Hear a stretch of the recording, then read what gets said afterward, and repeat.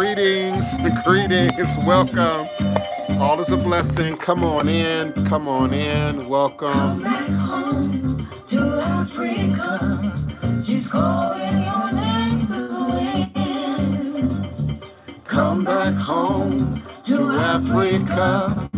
The fatted calf and golden rain are waiting for you once again. Coming back to you. Coming back to I'm longing for my family. Coming back to you. Out of bondage and now I am free. Da da da da da. Da da da da. Da da da. Da da da. Come back home to Africa. She's calling your name through the wind. Come back home to Africa.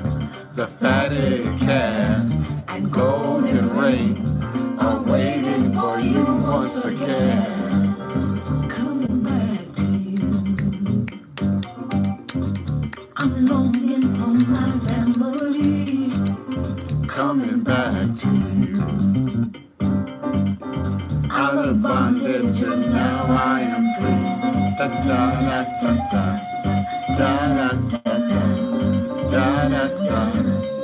Da da da.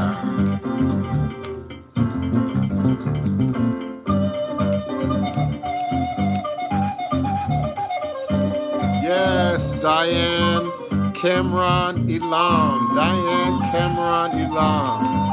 We love you, we respect you, we appreciate you. We're grateful for your musical contribution, your ministry in a song. In one song. Yes, indeed. It offers us so much refreshment, so much nourishment, so much rejuvenation, so much motivation for our souls. And I'm so grateful for the offering of this song.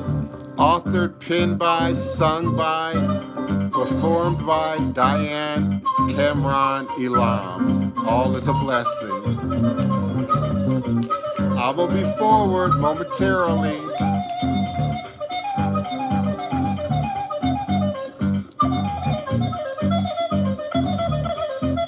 Wow, I lost my questions. Hoodoo occultism.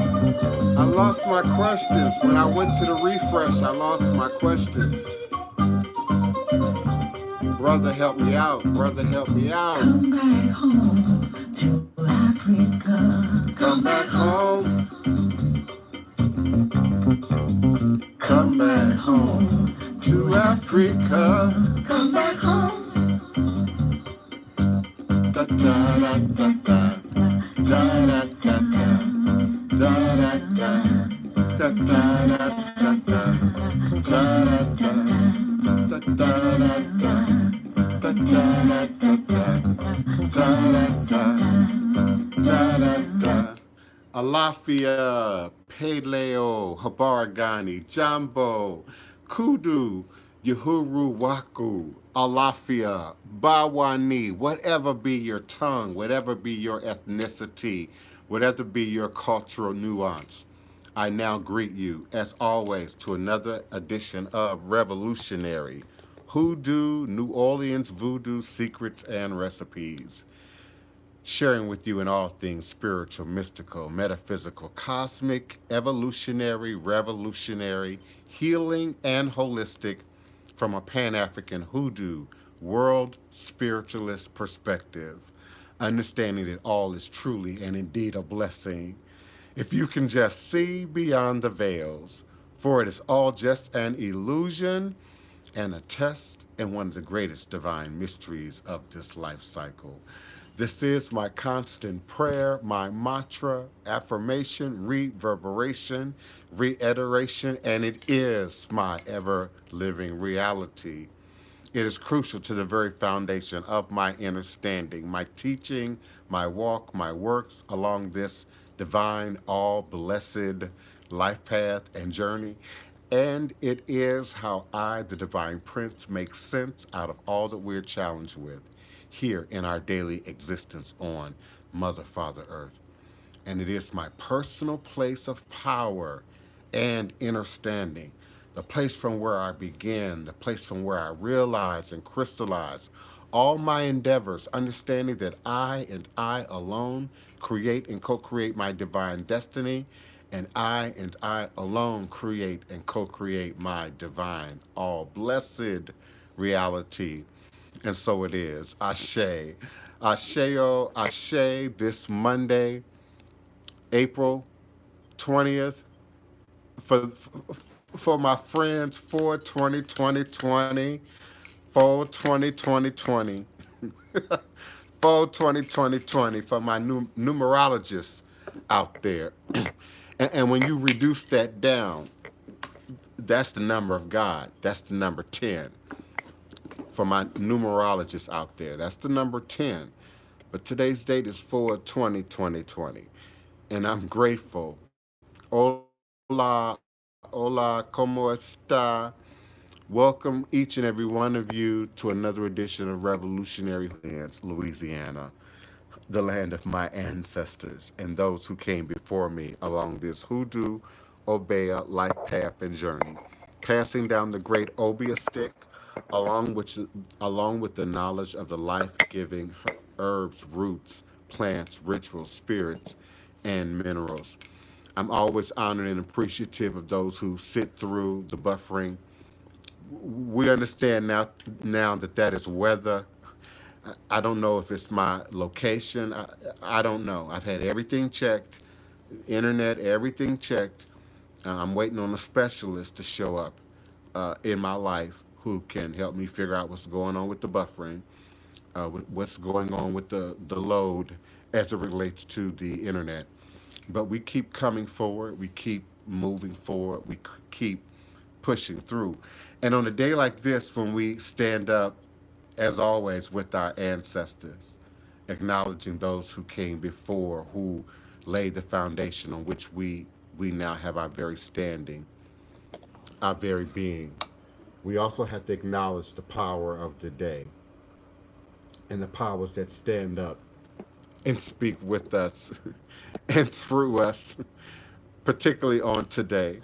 And we think of lightning, thunder, wind, and of course we invoke the great Cabio Sile, Obakoso, and we also invoke Oya, the spirit of great change and transformation. And I want to recap some things that I said in an earlier show about Igan Yu. I want to talk about Igan Yu again. There are no volcanoes in Nigeria, so I think some people misunderstood what I said. Yoruba land does not have volcanoes, but you often see Igan Yu associated with volcanoes, particularly here in the West, and I think south of the border, Lukumi, Santeria, some other practices uniquely make that distinction. You find it in your books. You find it in your Orisha romance. But Igan Yu is indeed more ancient than that, older than that. And indeed, there are no volcanoes in Yoruba land.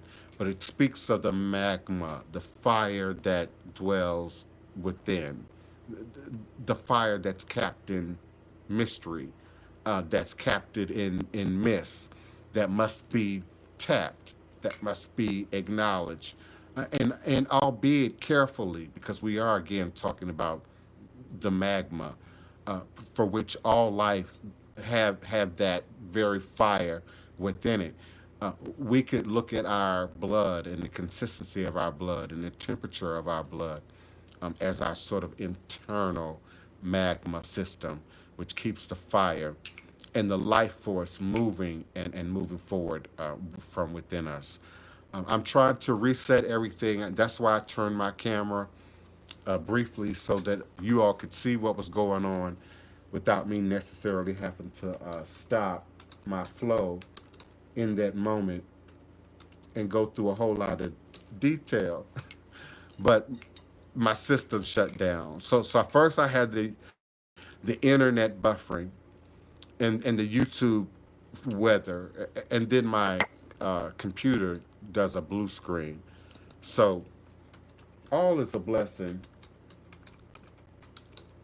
I want to talk about sudden change and transformation.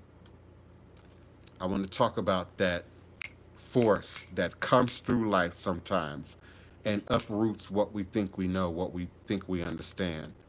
Our present position within reality, understanding that reality is relative. Time is relative. It's placed to where you are. It's placed based in what's going on around you.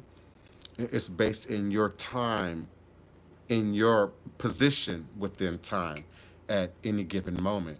So we accept the weather. And I like to describe Oya as weather. Oya is more than just the winds, but she is indeed the currents that influence weather and the movements of soil and ground and dirt and life and even disease from one geographic location to another, from one continent to another, from one landmass to another, from one position in earth to another. And even as humans, we occupy both that positioning of earth and divinity. We are both a product of earth and all the laws that confine earth to a particular position in the heavens. But also, we are indeed spirit. We are indeed God and we are indeed goddess. So we have the opportunity to rise above, to overcome any weather, even sickness and disease, even calamities and plagues. And society picks up and moves forward. Society picks up and carries on.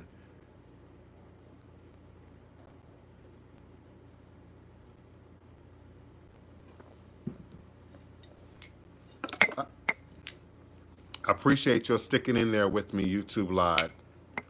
Of course, when I lost my browser, I lost my Blog Talk Radio audience.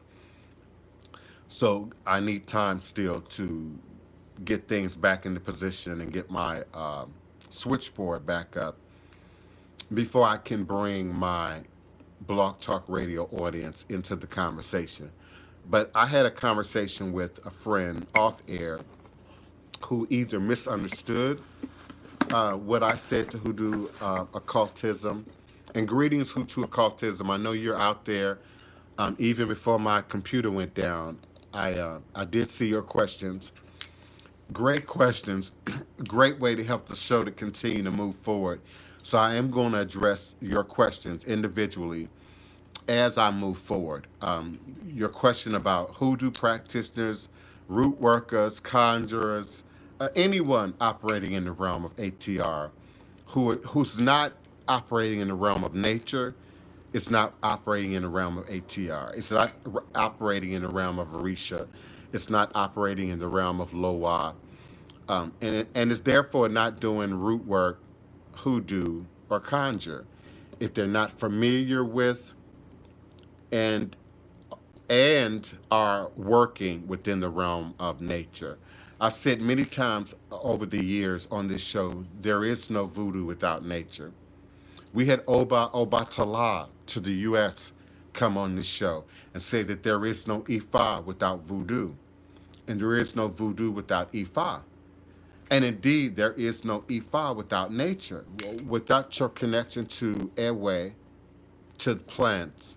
You have no connection to the life force, to the life sources that feed and fuel not only life on the planet, not only life in our individual human bodies, but the movements of the universe. And we must indeed expand our knowledge, our awareness of life and nature beyond just ourselves, beyond Start your just show now. Press 1. To hear important instructions, press 2. beyond just our Since it carnal. appears you're calling back into a live show, we are reconnecting you now.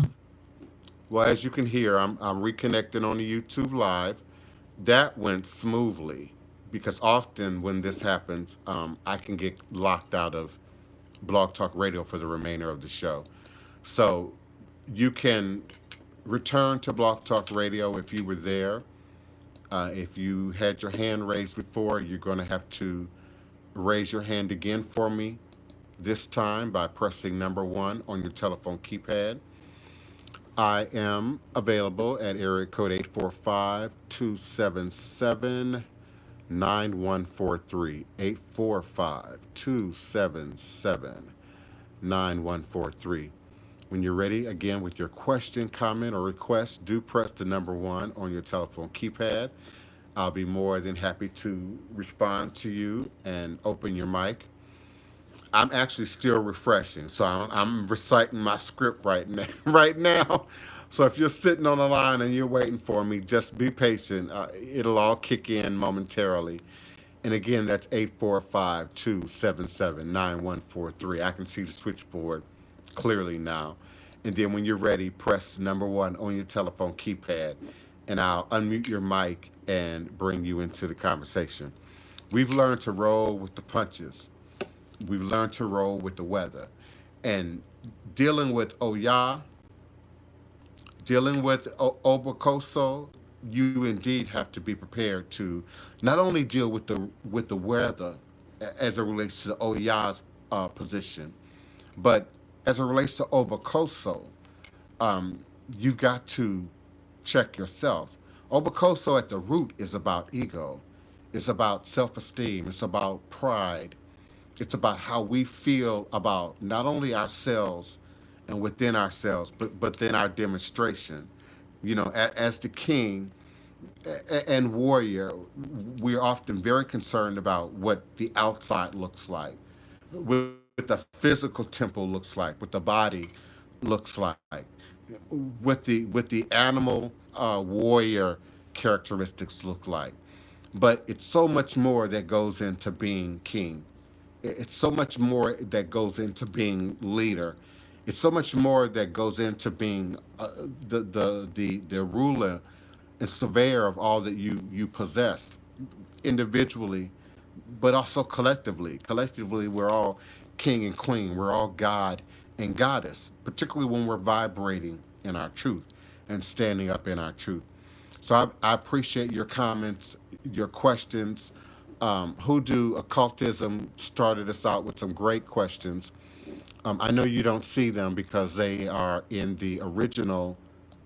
When I first kick on at noon, I'm in YouTube, usually on my desktop. And when that does not work or does not load or begins to buffer, I then switch to my mobile device, which is what many of you prefer.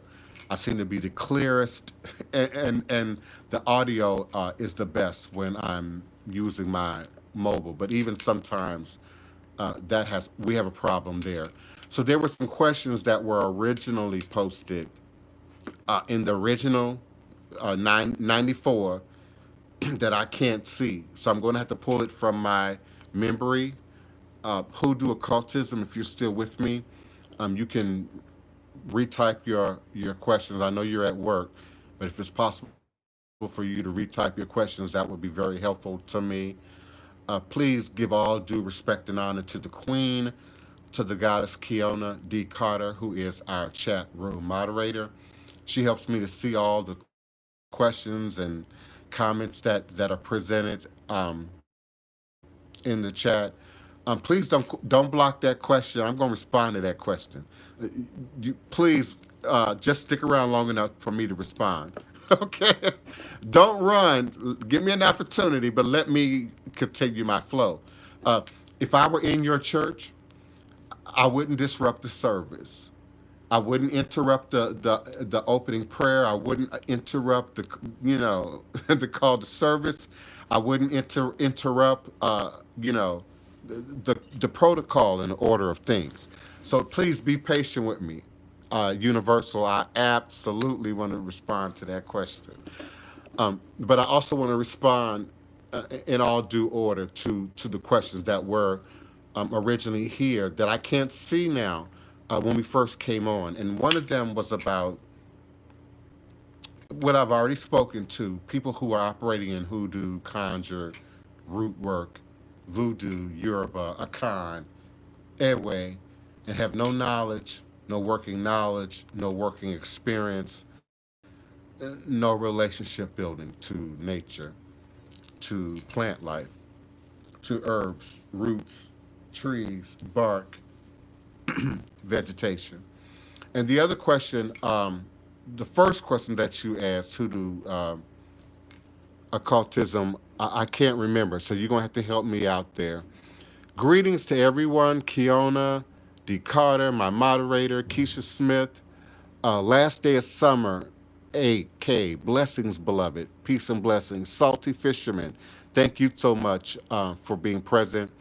Yes, Cloak and Dagger, I was featured. In fact, I got my SAG by working Cloak and Dagger as a black carnival, masking carnival Indian, Mardi Gras Indian, in Cloak and Dagger. I appreciate you. Um, yes, Kiona, it was posted on that live link. I'm on a completely different stream. And of course, he's at work, so he hasn't had a chance to retype that question. And I haven't had a chance to try and dig it up. So I'll get back to it. Seven the gentlemen, greetings. T. Warner, Arisha, Gray Skies. I welcome all my regular co-hosts and superstars who call in with questions and comments and requests, who type their questions in all capital letters in the chat for us. I appreciate you. Um, yes, let's see. Universal. Do I love Jesus? I don't believe in Jesus. Um, Jesus is a notion created and recreated uh, by several groups of people. And I could easily turn this show into a conversation about the Council of Nicaea, for instance, who King James was, for instance. These sacred texts, what we've referred to here as magical books, if that gives you some help in terms of my position, um, I reference it as this magical book, just like many other magical books, magical texts that exist on the planet. It has been appropriated, manipulated, syncretized, rewritten in some cases, readapted in many more cases, so many times, it's hard for us to even count anymore. And just like the idea of the relic, which is relatively sort of a Eurocentric cultural phenomenon. You see it in fairy tales and fiction books, and even real world history and literature references to relics. For those who aren't familiar with that term, a piece of the cross of Christ, for instance, or a bone, from a saint's foot, the skull of Moses, or something of that sort is considered a relic. Not just that it has some kind of innate power attached to it, but it's also supposed to be attached to some great sacred event solidified in history, often through storytelling, through legends, through book writers. And so I don't believe in Jesus, and particularly in a Jesus in which Jesus is presented today, particularly in the way Jesus, many of you are operating in quote unquote Jesus today. Even if we acknowledge the magical book, we absolutely know he didn't have blonde hair and blue eyes. We absolutely know he was not hidden, okay, in Kemet, in Egypt with his family. Hidden is what the text say. If he was blonde hair, blue eyes, pale skin, in a desert region, in the heat of the sun, where even today, even the fairest of skinned people from that region today show signs of sun, show signs of climate. So, I can't do it in that regard. Another reason why I can't is historically, as a historic figure, is too many missing pieces there. I've read. Now, correct me if I'm wrong. You look like you might know Universal. because I'm being respectful about your question. I'm giving you my honest answer. So we friends. Just because you asked about it, don't make us enemies. But there's a book, Francisville, Louisiana. Don't call me during the show. St. Francisville, Louisiana. I love you. I appreciate you, but don't Skype me in the middle of the show. Thank you. Thank you. Thank you. Thank you. Thank you.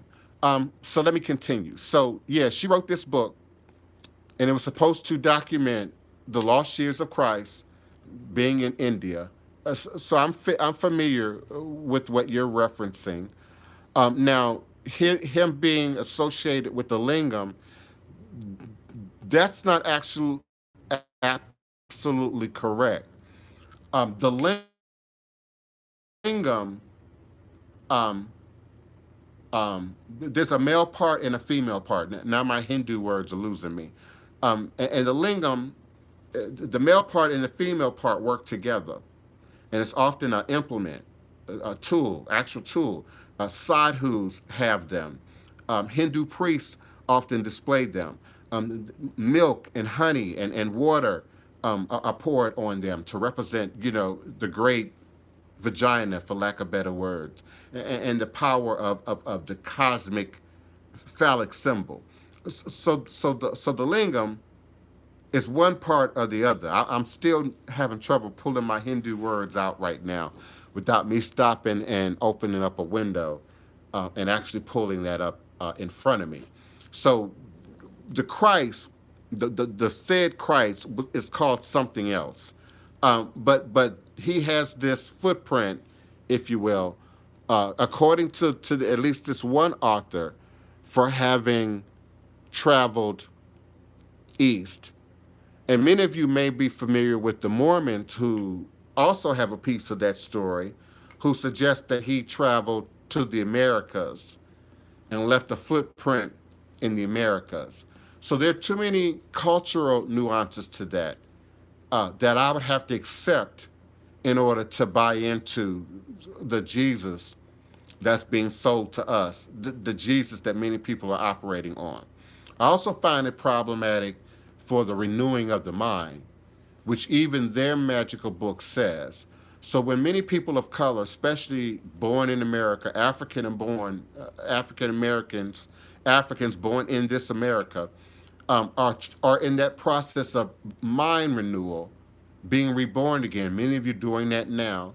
We keep coming back to these images of this blonde-haired, blue-eyed, white Jesus. Um, and I know there are other questions, Kiona, so please help me to keep them in order. I just think this is important for me to address, and particularly right now. Um, so I have a problem with the imagery, that forced imagery of the Christ, of the Jesus, has been implanted, programmed, deeper than cult-like, deeper than brainwashing, uh, eh, particularly in us, through racism, through white supremacy, through the act of enslavement itself, the Middle Passage, Jim Crow, police brutality, um, continued racial profiling. So it's hard for me and many others on any level to then accept that imagery and then accept the so-called Christ, the Jesus, because you said Jesus, that's associated with it. So there are too many problems. It doesn't make any sense. I also look back at religions, cultures that existed prior to the Jesus that we know. And we can just take Kemet, for instance, just for one. We don't even have to look at Ethiopia yet, or Sudan yet, or Nubia yet, and their religions and culture, but just Egypt. And we know that there were at least 21 crucified Christs before the Christ story that we know. So we know the story is not new. We know the story of the flood, it's not new. There's not a whole lot in the Bible that's quote unquote new, except the parts that they wanted to adopt and adulterate and sort of use weaponized religion, weaponized spirituality, used to then oppress the female God-driven world. Understand, the world was female God-driven. It was the goddess, not God, up until a particular point. And there are many stories that talk about that. The story of Lancelot, for instance, a European story, but some of you are familiar with it, talks about a female God-driven world. You know, when the elves and the gnomes and the fairies, some of this shows up in Harry Potter, because that's kind of pulled also from that period, from that literature and from that mindset, that the world was indeed created by, as life is still created today by, the yoni and the lingam. Are my words coming back to me? Yeah. So the lingam is the phallic part of that Hindu combination, and the yoni is the female part, and it represents divine connection, the divine intersection, which not only births humanity, but also the cosmic world from a Hindu perspective. And we say Hindu because indeed we're using their language, their words, their symbolism based on your question. But it's universal. It's universal. So I have too many problems with the Jesus story. I have too many problems with how that is migrated throughout the world. Um, I even have a problem with, and don't shoot me now. Come on, y'all. I'm entitled to my opinion. I even have a problem with Rasta and many former Rastas who've moved into maybe some much more hardcore Bobo dreads and more conservative movements with sort of the sort of blackwashing over of really this white Jesus and its religious weaponry that goes along with it, in the same stream of black consciousness, or finding consciousness for people of color, people of ethnicity, people who are waking up into who they are, as opposed to the footprint that colonialism always leaves, which is to destroy individualism, to destroy the culture, to destroy the ethnic nuances of a particular people at any location. So I have a hard no. I don't. No. I know I said a lot. No. No. I don't. No. No. I don't even believe in Jesus. So it's hard to love something or somebody that don't exist. you know. Yeah, I love my ancestors. I love the Most High. You know, I love the Loa and the Orisha and their ability. And I even have a problem with love. Love is I've never said this out loud, have I? I hope this don't interfere with my love and relationship work out there. But I have a problem with love and how we understand love and have been adulterated with love. And particularly in first we say the Eurocentric world, but now we have to say globally in the Western world, because the Western world footprint is everywhere. Everywhere you can find Coke and Pepsi is the Western world. Everywhere you can find, Cool and Marlboro cigarettes, they're part now of the Western world. They have embraced all things Eurocentric. They have embraced all things Western. The technology is great. The toys is great. The advancements in science and medicine are great. But the cultural nuances that come along with it, the mindset that comes along with it, the heart disease and diabetes and high blood pressure and all the stuff that comes with smoking cigarettes that comes with it is problematic. So I can't accept your Jesus. No, I can't. No, you're offering me an atomic bomb. That's problematic for me. And some people, my friendly Uber driver, have a problem with sort of my abrasive, automatic. And I thought I was pretty diplomatic. I still got a great deal of respect for for universal for even presenting the question. But in terms of the topic itself, no, you're offering me germ warfare. You offer me germ warfare when you offer me Jesus. And when you knock at my door, be it Jehovah Witness, be it Mormon, when you ring my bell, that's the look you find on my face. You're offering me the virus. You're offering me a nuclear weapon, and I don't know. No, we good. We good here. Our brains are not washed. Our brains are free. Our brains are clear. We're now able to stand up in our divinity and not have division and not be at odds with your system. Unlike your system, I'm not here to proselytize to you. I'm not here to reshape you. I'm not here to change you. I'm not here to choose your religions for you. I'm not here to tell you what, you should or should not believe. I'm here to represent Voodoo and ATR in a traditional African-based mindset, a more indigenous mindset. I'm not here to go at other religions. I'm sure that would be a very entertaining show, but that's not why I'm here. Thank you, Kiona. I'm going to slow down now and make sure gray skies. Do I believe in Divine Mother? Absolutely. Absolutely. The Divine Mother is another way of acknowledging the great goddess, the great mother, which is identified and acknowledged in every indigenous culture. Every indigenous culture. Do we not only acknowledge our great mothers, Iyami, my mom, my grandma, my great grandma, and so on and so on and so on. Just imagine them stacked on our heads. But we understand that the world came out of the cosmic womb. The world came out of the cosmic vagina. Let's keep it real. So I absolutely acknowledge the great mother. I acknowledge Mother Nature, the great mother's manifestation and how she stands up in Mother Nature. And the fact that even in this specific religious world, and we say God with all its masculine hard edges, we still acknowledge Mother Nature.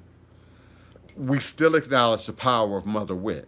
We still acknowledge the power of the prayer of the mother. So yes, I absolutely acknowledge the Divine Mother, the Great Mother. Hoodoo occultism asks about people claiming hoodoo who don't know herbs. I think I did respond to that. If I need to go into that a little bit more, let me know. Ritual and Mojo bag that protects against the police. Without going into the secrets, that's the realm of the warriors. And there are particular warriors that we call on specifically in regards to propelling the police and calling the police, preventing the police from showing up at your door, side of the police, particularly when you need the police. It's a very specific kind of work, so it's hard for me to go into live on air. Typically, if I'm doing that kind of work, I need specifics. You've heard me say before, there is no generic gree-gree bag. You going into a store and it's a basket full of gree-gree bags, a basket full of voodoo dolls. That's for the tourists. Every country does that. Every tourist-based location in the world does that. You can go to Kenya and get little wood-carved dolls. They're child's dolls. They're toy dolls. But they're what you would find in Kenya. You go to Haiti, they might be made of cloth. So no, that kind of thing has to be specific. Divination must be performed, particularly if you're talking about a particular case. If we're talking about just some generic sense of, protection from, in that regard, beyond living well and doing the right thing and giving the police no reason to show up at your house, there are deities that people possess, that are on people's heads, that are in people's hands, that they work with specifically to have balanced relationship as it relates to not just the police, but the law, justice, the power of justice, the judicial system, Mayat, if I can speak Kemetic symbolism. Mayat, in the balance of Mayat, it's not just about her scales, but the feather. And so your heart, it has to be weighed. So I have to weigh a heart. I have to do divination to be more specific about um, issues around the police, and rituals and mojo bags. And rituals invoke spirit. So that's always serious business. No matter what kind of ritual people think they're doing, ritual always involves spirit. Tarot card reading is a ritual. Ritual always involves spirit. My number one video on my channel, on my YouTube channel, is about the dangers. No, that's not my number one video. It might be the number three video about the dangers around using tarot card and other forms of divination without clarity about spirit interaction. That's why I say you don't just turn cards over just because you want to, just because you don't have a client sitting at your table right now, just because you're bored. That was one of the first question Hoodoo occultism asked me about tarot reading and books. The book you want, and Kiona, you've heard me say this before, is Secret Teachings of the Ages. Secret Teachings of the Ages.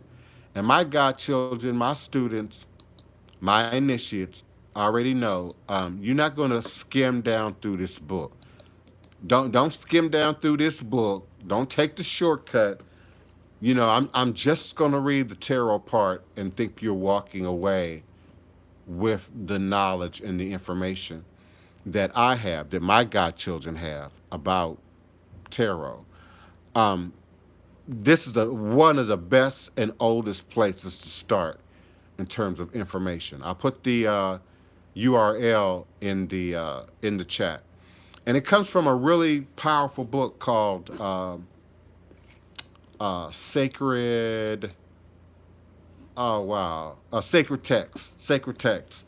So the Sacred Text is a archive, if you will, a library of sacred texts from all over the world, and it includes this particular book that I have favor for, the Secret Teachings of the Ages by Manly P. Hall. The Secret Teachings of All Ages. The Secret Teachings of All Ages by Manly P. Hall. And in it is a particular section about tarot specifically. But I want you to read every chapter. Some of you have already gone there. I want you to read every chapter leading up to that. And for those who are listening or who don't have that pulled up in front of them, I want to make clear why. Um, After you get beyond the title page and the preference and the table of contents and the introduction, the chapters we're looking at, the ancient mysteries and secret societies which have influenced modern Masonic symbolism. The Ancient Mysteries and Secret Societies, Part 2, Part 3, Atlantis and the Gods of Antiquity, the Life and Teachings of Thoth, Hermes, Trigonometras. I can never pronounce that right. But that's Thoth or Tahuti in Kemetic science. The Initiation of the Pyramid, Isis, the Virgin of the World, the Sun, a universal deity, the Zodiac and its signs. And it goes on to other complex ancient systems and symbolism that I've learned the importance of over the years. First, as a young person myself, but then in practice of tarot over the decades, that is necessary for you to understand tarot. And listen, don't get confused with oracle decks. I'm going to talk about that in a moment. But you got to understand tarot before you can understand an oral deck. Otherwise, you don't know if you've just gotten, a cat deck, a dog deck that someone has decided, that they want to create. People are creating their own tarot decks now. Bird decks, herb decks, rock decks. They're all kind of quote unquote oracle decks, but they all do not follow a tarot basic pattern. And so they're hard to learn, they're hard to use, they're hard to connect with. Many of you have had decks for years that you can't make sense of, that you can't figure out the symbolism of, or you have taken a shortcut, like some of my overnight readers, Hoodoo occultism, and they think it's all about just what they feel. They're not even paying attention to what's on the card. They just saying, "Oh, I feel and I see," and they're not reading the codex, because tarot is a form of codex. They're not reading and interpreting the quote unquote codex at all. So this is the book. This is a place where I would begin. I'm giving that to y'all for free. Because at the end of the day, it's a really intense book. It's a deep book. It's a thick book. It's full of all kind of things that require you to read, reread, read again, to pull a dictionary out, to pull a thesaurus out, to look through encyclopedias and do further research on the topics, the symbolism, the court, because it intersects with the world, not just European culture. This greatly influences everything else that's happening right now, particularly for those of you who are occult minded, religious minded, spiritual minded, even ATR minded, because ATR it's kind of separate from this, right? We not pagan, we not witchcraft, and it's a whole nother language when you get into a con, fan, Edway, etc. But then when we go into the realm of practice, that's when the realm of the world, the marketplace, the crossroads, that's when we then intersect with all this other stuff. And that's why Eshu, and Papa Legba, among other powers, are known to be world lingual, globally lingual. They can speak any language. Eshu, if you didn't know, Legba can speak any language, not just Yoruba. Let's be clear, the Orisha are speaking English now. The Orisha are speaking English now through us. The Voodoo are speaking English now through us. Not because there's a favor for English, not because English is superior, because we, the children, are here. We, the children, are here.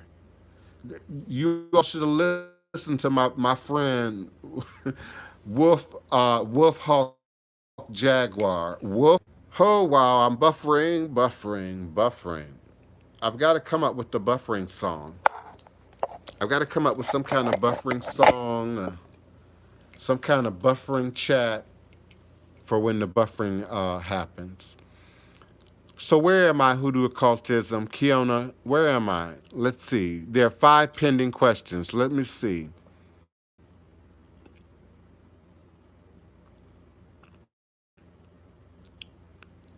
Let's see.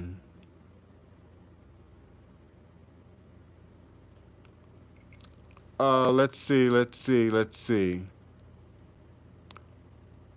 Wow, it's a lot for me to have to scroll back to the questions. And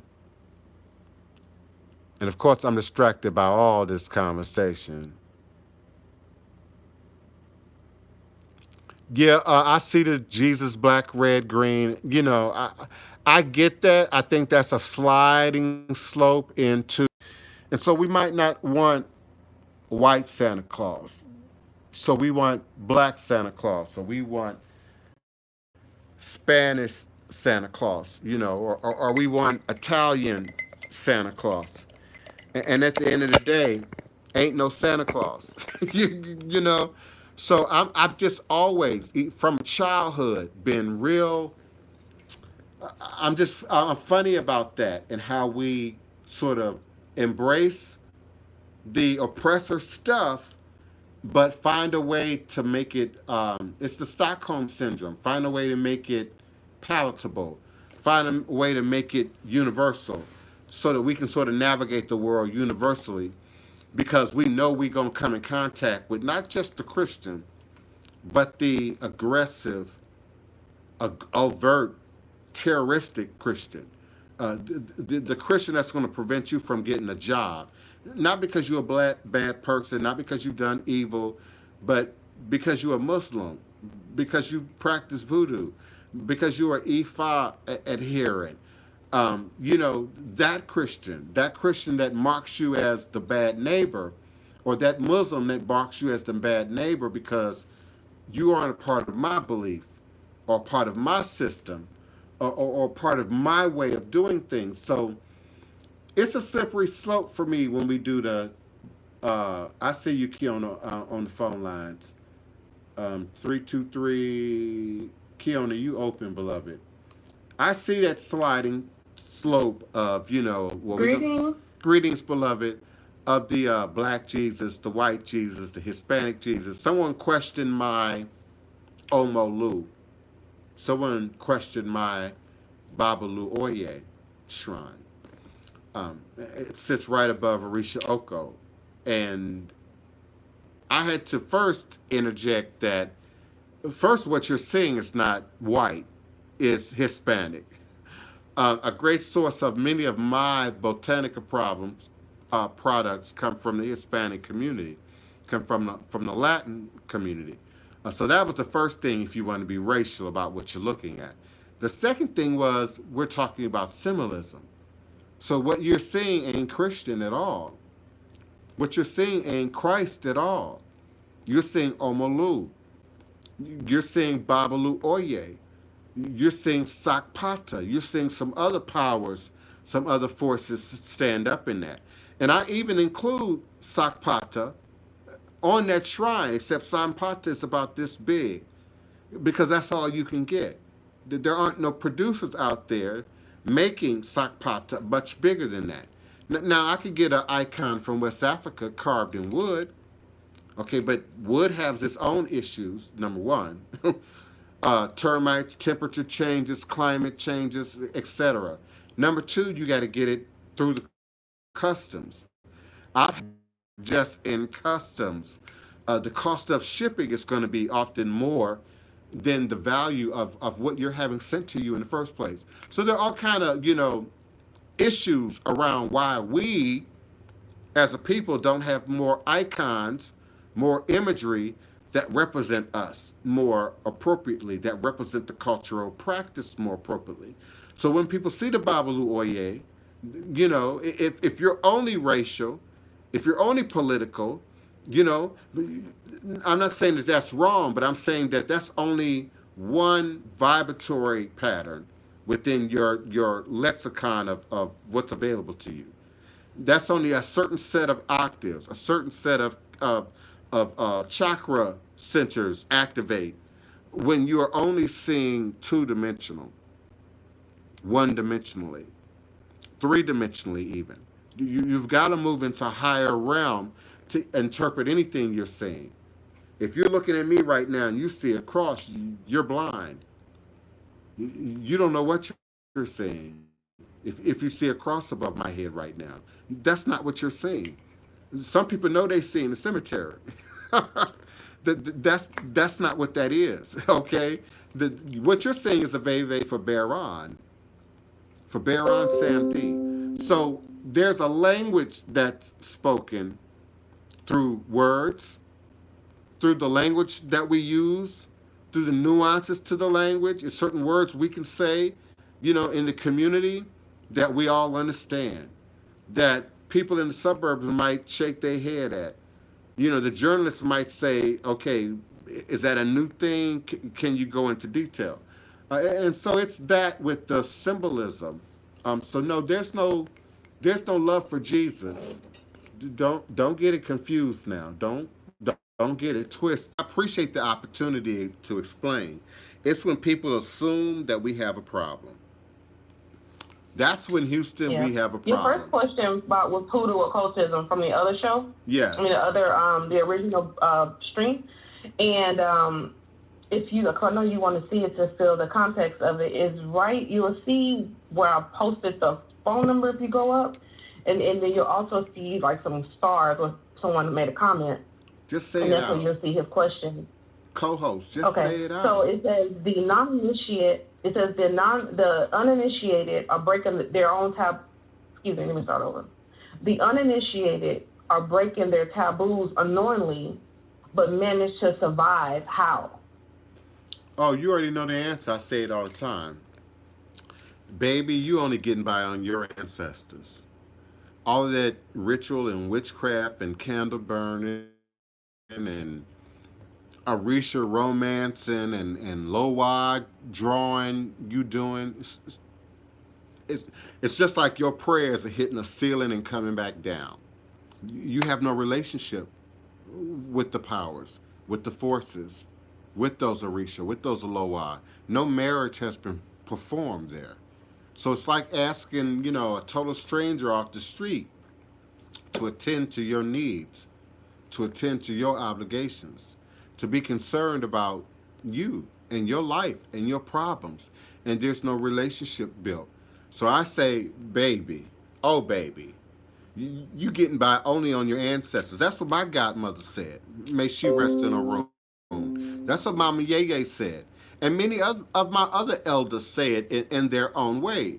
You only getting by on your ancestors. And let me be clear, not because your ancestral work is kicking in, but because we grew up with the saying in our community, and again, when we talk about black people and black community in particular, and we say God, or we see Jesus, or we see Mother Mary, you're really seeing a code for something else. So many of us have heard, God protect babies and fools. And what would you say on a plantation with master looking over your shoulder? You would say, God protect baby and fools. You wouldn't say the ancestors, because that could cost you your life. So those hidden things are still speaking to us, from here.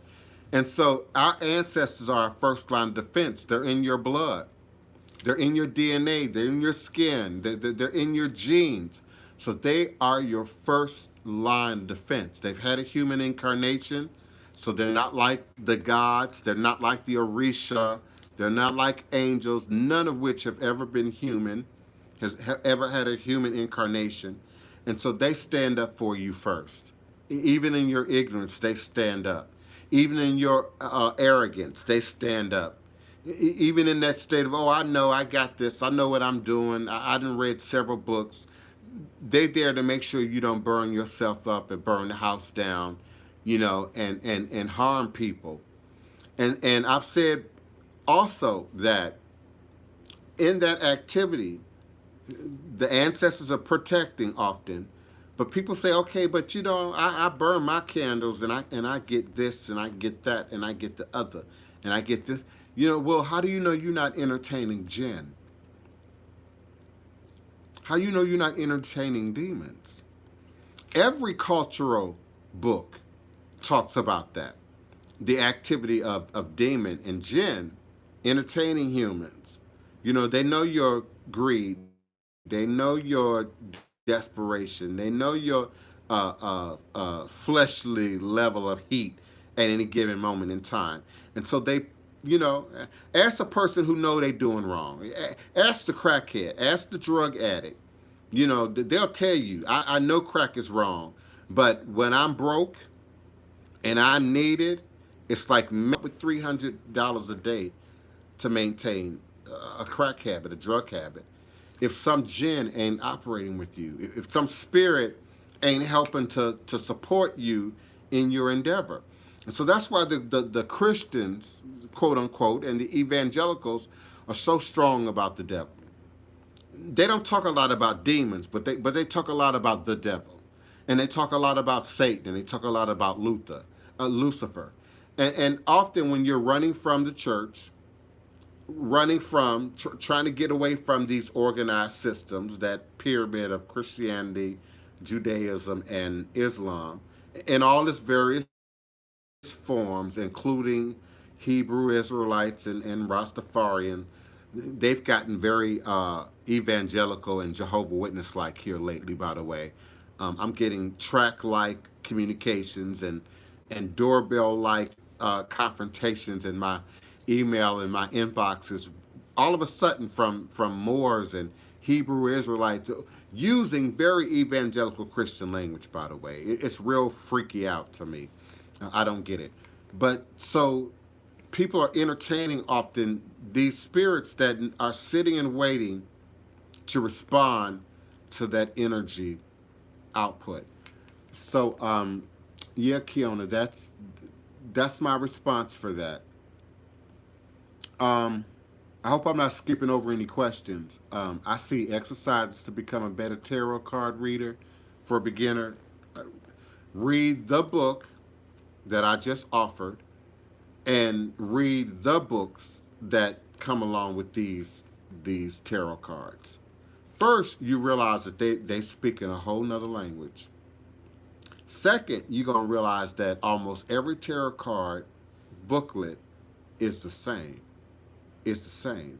And that's because the bulk of tarot card decks are going to pull from that original ancient system that's in the secret teachings of all ages. Any legitimate tarot card decks. Your oracle decks are just going to be on their own. Now, some, like the Orisha deck, will attempt to maintain the traditional oracle system, but then they throw in other cards. They throw in other powers. Now, those powers are pertinent if you really understand Orisha and how Orisha work. So I can read those cards, but not for everybody. I can't read everybody in every scenario. The Orisha won't speak through those cards through every scenario because that's not how the Orisha speak. They speak through palm nuts. They speak through cowrie shells. They speak through traditional forms of divination. So read a lot of books. Study your decks. Don't play with the decks. Read the books that come with the decks. Read Manly P. Hall's book. Read a few other tarot books. That's the best advice. That's the best instruction without being my godchild for somebody who's wanting to become a better tarot reader. Of course, I got other things that I could say. So many much more things that I could say, but I would have to digress into other areas. One, that you didn't ask about, and two, that I just don't offer freely. Let's see. What else? Hoodoo occultism. Kiona, help me. Help me with the questions that I might not be seeing. Let me check my phone line. So the third question is by Hoodoo occultism. It says, is there a ritual or a mojo bag that protects against the police? Okay. Area code 318. 318, is that Hoodoo occultism? Yes. Greetings, beloved. Alafia. Bawani. You How y'all doing? all is a blessing. All is a blessing. Are you at work? Yeah, I'm at work, but I'm not really busy right now. Okay, 'cause yeah, I don't hear a lot of background noise. I did address that question already, but I can go at it again. Just as soon as I answer my door. No, you don't. Just as soon as You I don't have answer to. my I door. already heard it. So, Kiona, please keep the Block Talk Radio entertained and give me a moment to come back.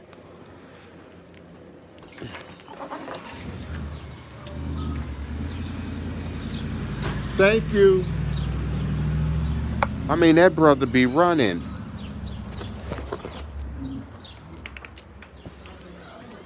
Now, listen, I'm not stupid. Was answered is about Some of these guys be running from the voodoo, not just the coronavirus. people claiming Hoodoo who don't know their earth, don't know their earth. Mm-hmm. Yeah, that question was answered. I don't know if you heard it or not. Yeah, I want to say, I'm not trying to rush him, but he can answer the question whenever you want. I do that because people don't ask a lot of questions, and I tend to ask questions so people can learn. That's what I be doing. It's not that I'm rushing him, because a lot of times, like, I'm working and really not listening. It's just that I want people to learn, so I ask questions, you know what I mean? But he can have something to talk about for other people to learn. Even if I knew the question, if I knew the answer to the question, somebody else may not know it. So I just ask the question, but I'll be asking them like repetitively, because the reason why I typed it twice is because I thought he started another video and the old question was just so you know, you don't go by, just so you know, and I appreciate you ask great questions, and it also helps me and a lot of people.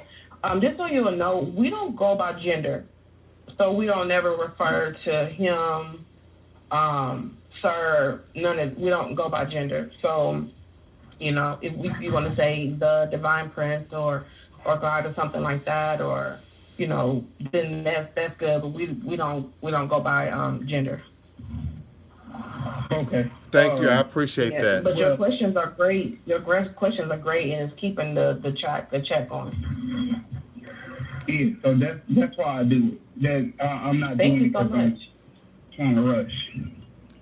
Thank you, beloved. I'm back, Kiona, as you can see on camera.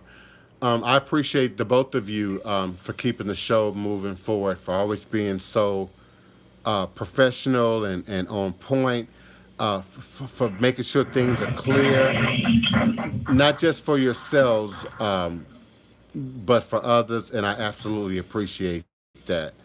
I appreciate also your patience while I went to the door.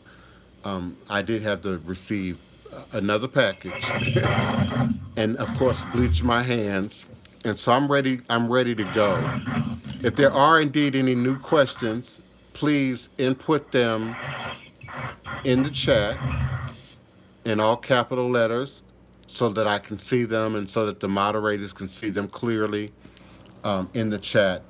If you are unable to use all capital letters, use appropriate punctuation so that we can then see and acknowledge your question, and I'll most certainly do that.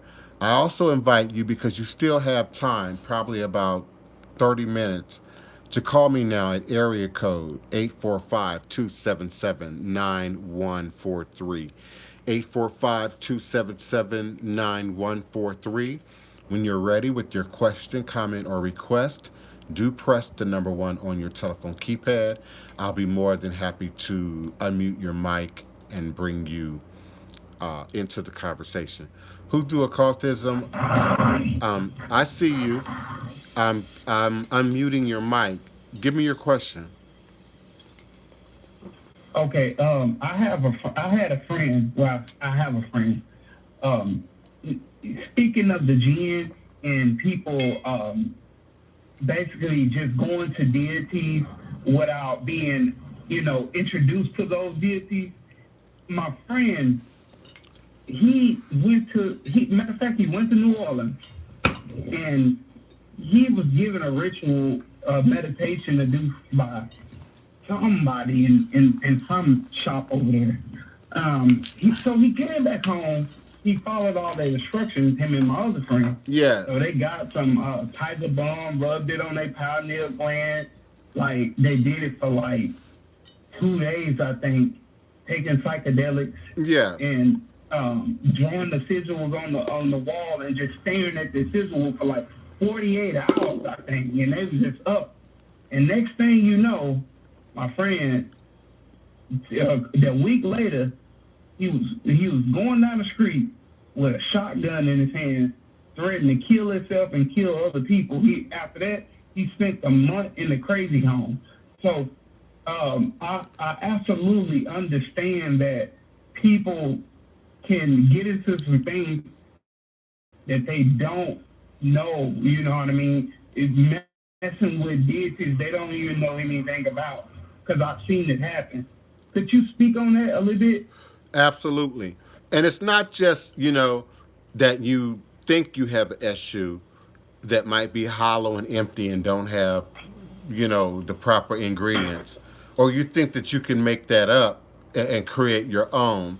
But it's also the actual stuff itself, the items, the statuary, the pictures themselves can carry and pick up Jen. We had a caller, I don't know, maybe a month back. I can't remember who it was or where it was from, but I remember the conversation because it reminded me of an aunt of mine who traveled globally and spent a lot of time in Africa and brought a lot of pieces back that she had no real understanding of or connection to about where they came from, how they were used, how they were made, and then of course what spirit attachments might be on the implements themselves.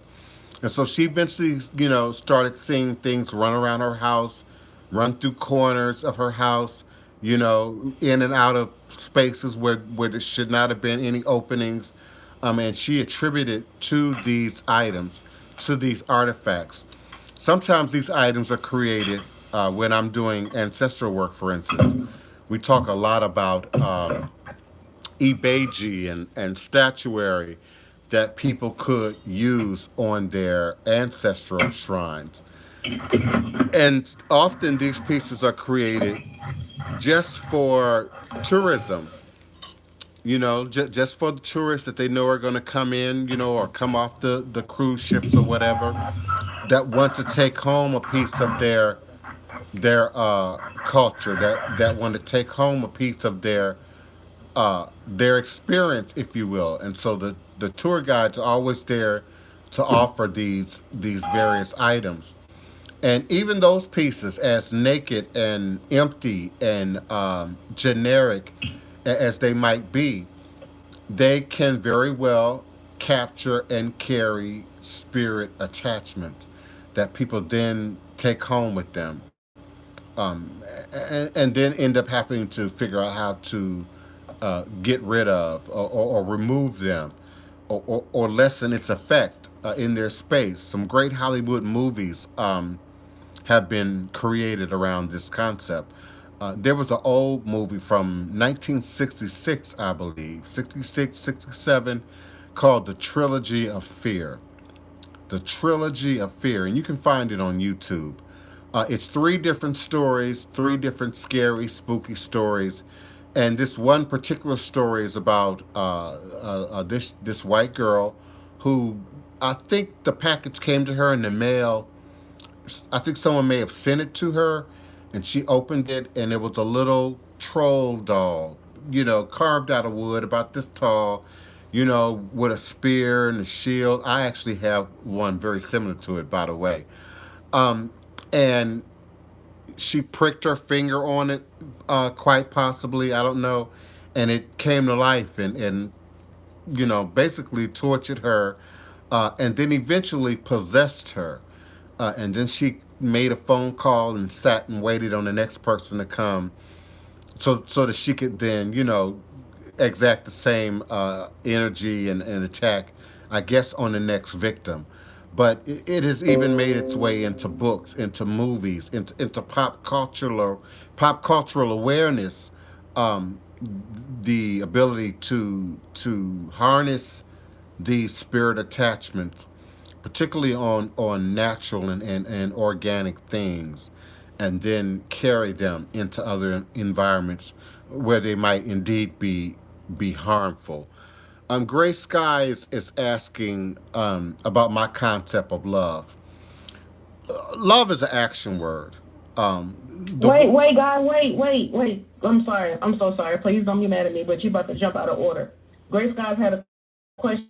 It says, "Do you believe in a divine mother?" That was the next question back. So if you Yeah, answer the love, you're gonna jump out of order. I answered Divine Mother. I don't know, like 30 minutes ago.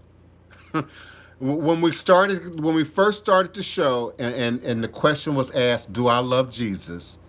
At the same time, I responded to the Great Mother, and every culture in the world having a concept of the Great Mother. We all come out of the Great Vagina, is what I said. I got real specific about it. I don't know. Maybe the questions are out of order. Um, I don't know. I'm not even sure we are exactly where we're seeing the chat visually right now, Kiona, because I did respond to that in great detail.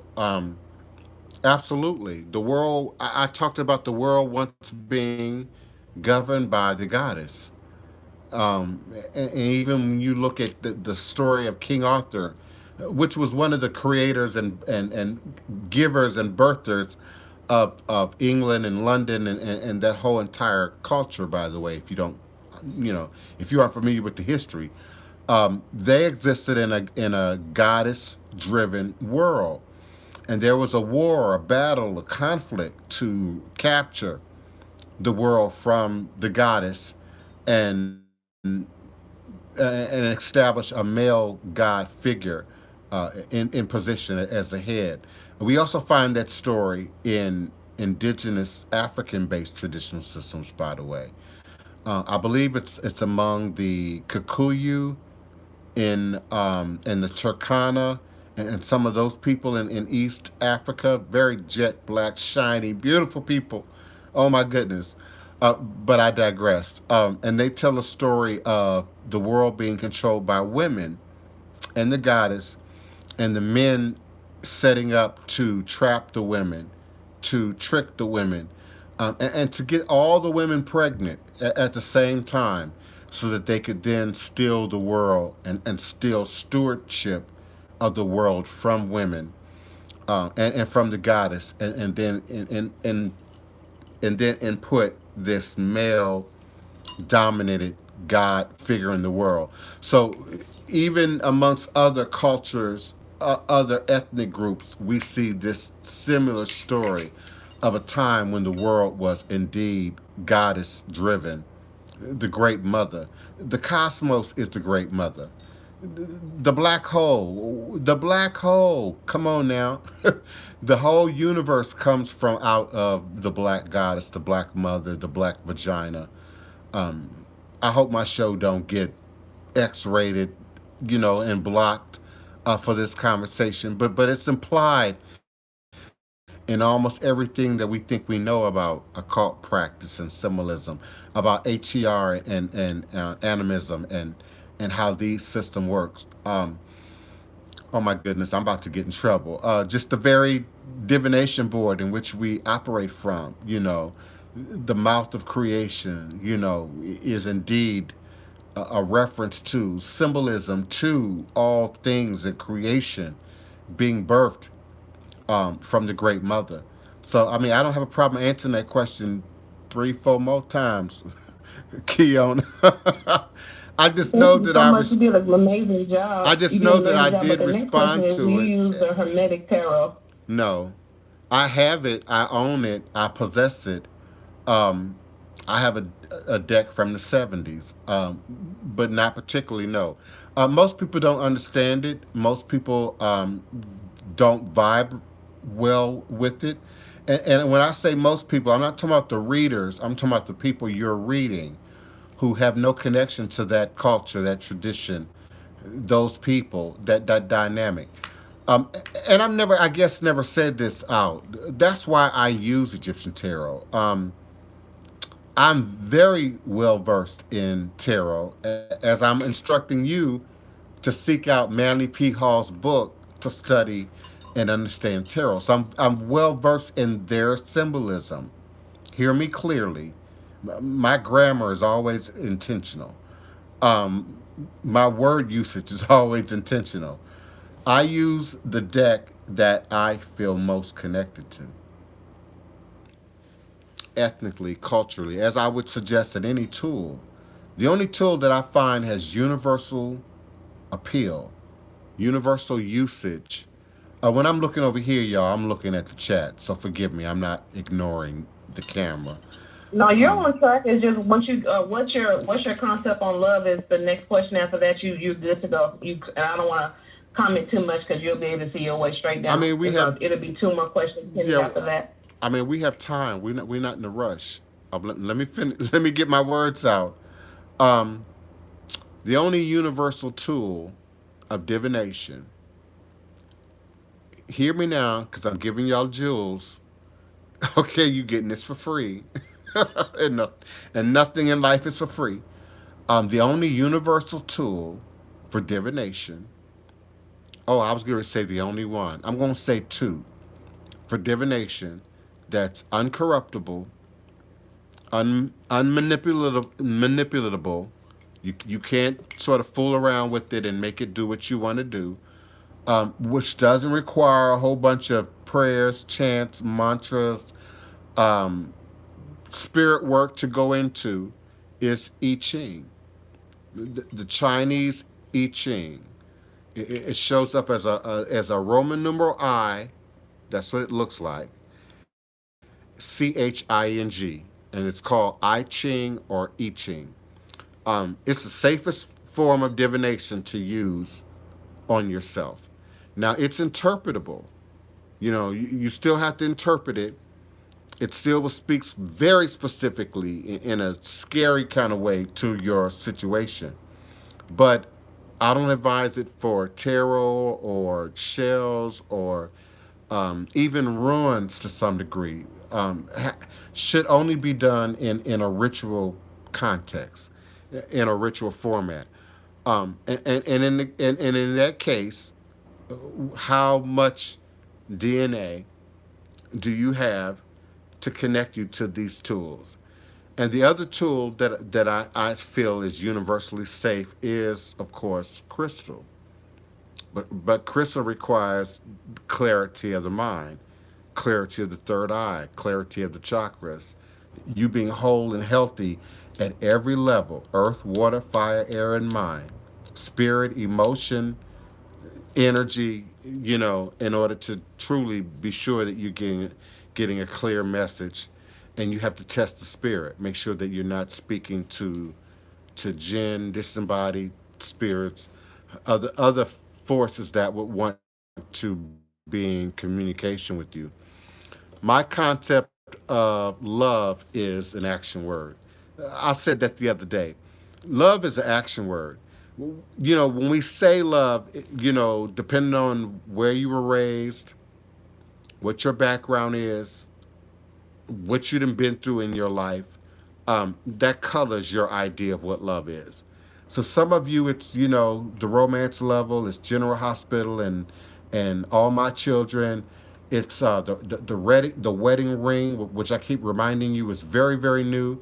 I think that came out in like the early 1900s when De Beers, invaded South Africa and took over the diamond mines. That's when that concept was created. Our whole ideal of marriage, what marriage is and how marriage is done, and the legal entanglements and the governmental entanglements that are involved in marriage don't mirror anything indigenous, anything that existed, in the quote unquote old world. So our whole concept of love and relationships, even romance, even is diluted, polluted. Our concept of masculinity and femininity and sex roles is diluted and polluted. A great deal by the West and Western concepts and Western belief systems that are rooted in Christianity, Judaism, Islam. We're seeing some movement there a little bit, and people are resisting because they've been programmed, and they want to hold tight onto the oppressor's way of seeing and viewing things. But when you look at the old world, the indigenous world, when you look at India, Indonesia, China, Africa, South America, the Americas, you see ethnic, cultural traditions that acknowledge five genders. So the idea that, all of a sudden, this is a new thing, this is the devil, where did this ideal come from? This is not new. We're actually making our way forward by making our way back to more indigenous ways of viewing ourselves and how we live and what we're made up of. We've gone through generations of just focusing on the flesh, of just focusing on carnality, of just focusing on materialism. We can almost look at times, particularly decades when, for instance, the 80s really locked in materialism for my generation. Having designer clothing and items in your house that had a name, that had a label. The introduction of cable was a status symbol. The introduction of video games and owning, an Atari set, was a status symbol. And so all of that now feeds into how we identify what love is and what love looks like and how love should manifest. And love indeed is an action word. And it's not, again, entirely about buying me a whole bunch of things, buying your spouse and your kids a whole bunch of things.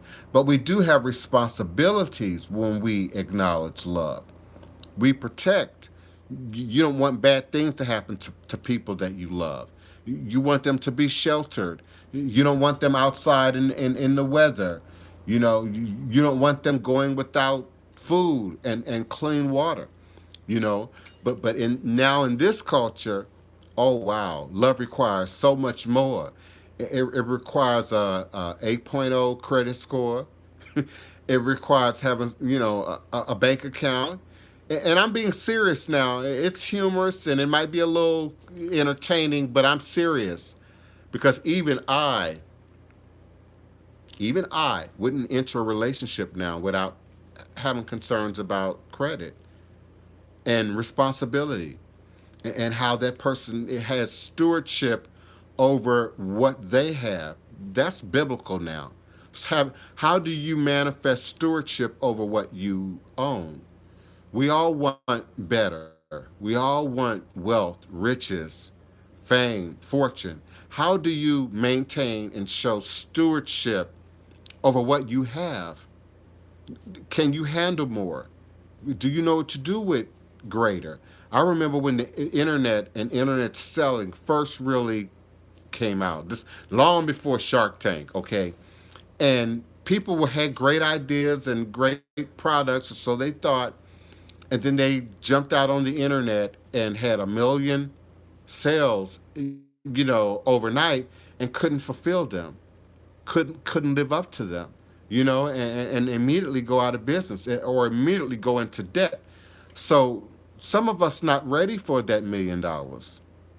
Some of you not ready for that leadership position. But don't negate where you are in the process. Don't, ignore where you are in the process. And always remember, I'm now in the polishing mode, the construction mode for royalty, for fame and fortune, for wealth, for prosperity. I am prosperity. My I am mantras. I am health and wellness. I am whole, happy, and complete. I am. I am because my creators are. And so if my creators own everything, control everything, create everything, why then would I not, as the descendant, own and possess, inherit that which our creators have for us? It's what all the religions say. It's what all the great spiritual philosophies say. It's what the power of positive thinking says. It's what the secret message. We try to package it for each generation like it's brand new, and none of this is brand new. This is ancient as the world itself. This is as ancient as humanity itself. But how many are going to do the work? And the hardest work is in here, changing how we see things, how we view things, how we perceive things, gaining and learning the ability to project our creation, our recreation onto the canvas that is life so that it comes back to us, full fold, multiplied. That's what we're here to do, is to be God and to create and recreate God in the flesh each and every day. So love is a demonstrative word. Love is more akin to nurture. Love is more akin to care. Love is more, and I mean care, not the plant that you let die. Not the dog or the cat, and that you're not taking really good care of. Not the fish that you let starve to death. Or let they water. That's not care. That's not nurture, and therefore not love. Even when we use love, in another abstract, our love for a particular thing, our love for crystals and stones, our love for the finer things of life, then what does love mean? Is it more of a passion for? Is it more of a strong desire for? And desire is a slippery slope. We desire things that we don't need. We desire things that we don't really want.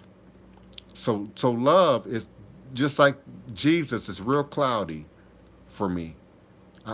That's hard for me to envision in my world. Outside of action, activity, I know my mom loves me. Not just because mothers are supposed to love you, but because me and my mom have been through hell and back. And I've seen my mother struggle through her own work to be a better mother and a better individual. And I'm sure she would agree in the reverse. She's seen me go through hell and back and come back from being a possible statistic to now being the king and the leader of authentic New Orleans voodoo. So love is an action word for me. How you say you love your job? What does that mean really? Do you love your job because they have free food? Do you love your job because you don't do a whole lot and you can sit in a chair? Do you love your job because you have a great social life, at the hospital or, in the office building, that's very entertaining and keeps you jumping every day? And then your job is a small portion. We got to be clear about our words. Words are power. Words are magic. Words are ritual. So love is a very elusive word for me. Very elusive word. And particularly when it comes to that love and relationship house, that emotional house. That's why as a reader, I'm a reader with multiple sisters and brothers, with multiple family dynamics, of various types.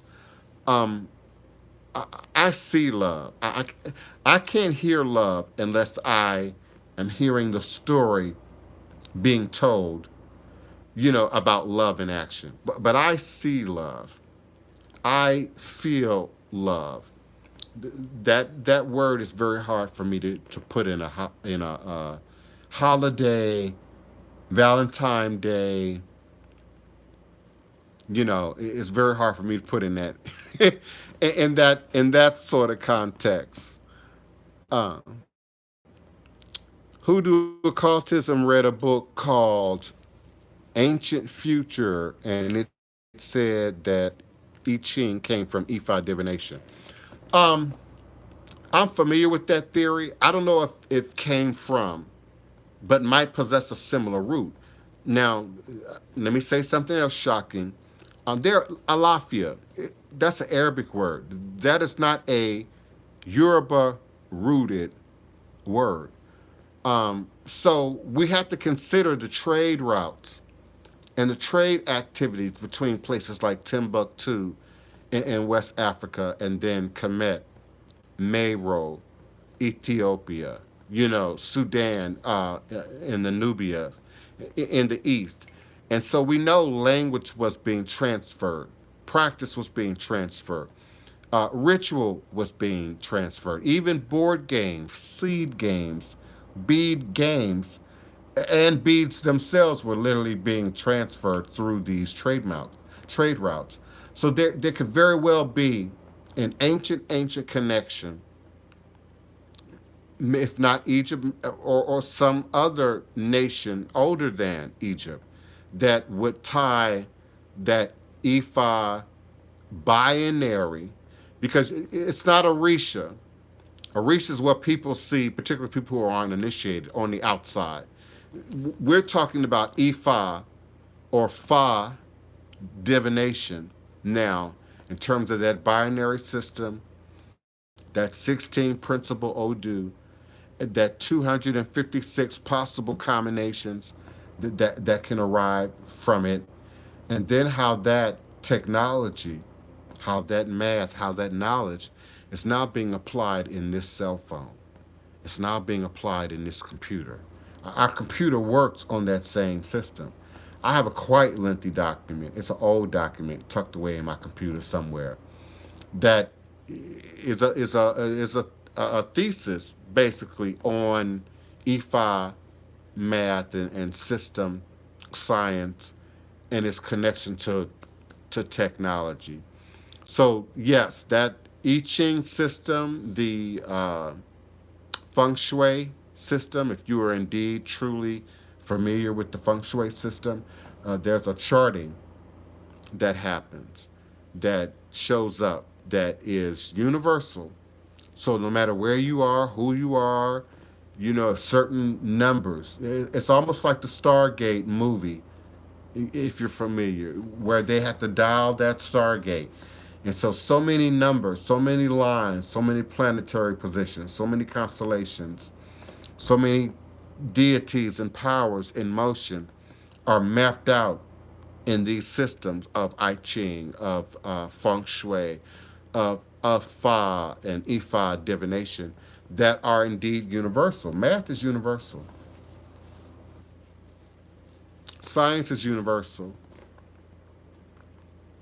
I've been looking at N95s and masks and face covering in great detail a lot because they're everywhere.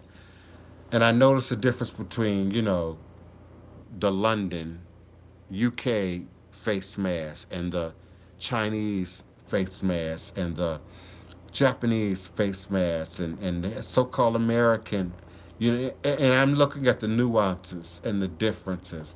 And we say it's just a face mask. We say it's all the same. But then there's these grades and these numbers and N95, 500, and then of course fraudsters and perpetrators and people making knockoffs and imitations and attempting to confuse you, on what it is that you're buying. But even when we think of toothpaste, I've talked about this over the years, buying toothpaste in a store is confusing as hell for me. What's the difference between one or the other? Why does one have this in it and the other has that in it? How is that showing up in the price? Am I paying more for a brand? Does this whitener really do more than the baking soda? I mean, it's just crazy when we think about availability. And when I talk to my friends and family in places like Haiti, Cuba, Jamaica, Guyana, you go into the store, Crest, you got Crest. You got one toothpaste. It's not 7, it's not 10, it's not 50. It's not this just overwhelming diversity. Um, uh, Listen, follow me because I'm making a point. Because today, many of you are home, cabinets are full, deep freezers full, refrigerators full, backup refrigerators full. The dining room table is loaded down, with just variety. And it is known scientifically that the more variety you have, the more apt you are to eat and to eat outside of your dietary necessity. So you're gonna taste a little bit of this and you're gonna taste a little bit of that. We see it at Thanksgiving. We see it at Christmas. We see it on these days when we lay out these huge, buffets, and it's necessary culturally. It's a need and a requirement culturally that you eat everything, that you taste everything, not just in black folks, all around the world. It's offensive in Asia to not eat, but it's also offensive to clean your plate, to eat like you starving and suck up the juices and mop the plate. That's also considered offensive in Asia. But I just think about the idea of variety and how you hear me talk over and over again about the internet and our ability to pull up every book, every tradition, every practice to some degree.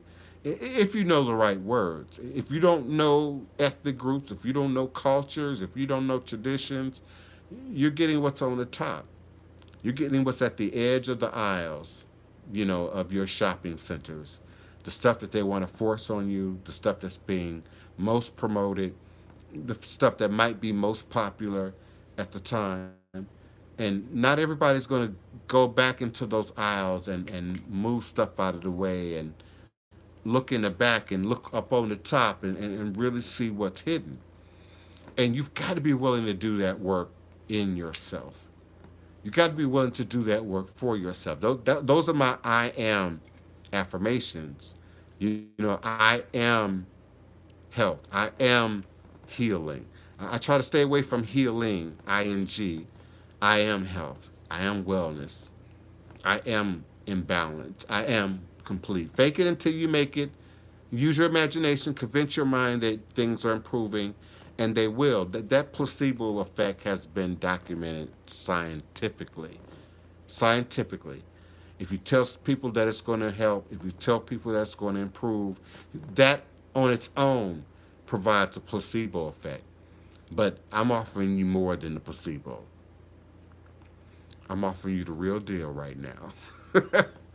And a real way to change and transformation. Not from what I've read in a book, not just from what the elders and people who touched my head then passed down, but through my own experience. I take great pride when my mama shows up on the show. I take great pride when my sister Wapani shows up on the show. I take great pride when people who I grew up with or have known me 30, 40 years show up on the show, because they're witnesses to my own utilization of this information, my own utilization of this knowledge. And so my vocation is to give it to you. It's to gift it, GIFT, to gift it to you. But you got to want it. You got to want it. And you got to want to work to accept it. It's more than just, I need that, but I'm not sure I want to do that work. It's a little bit more to it than that.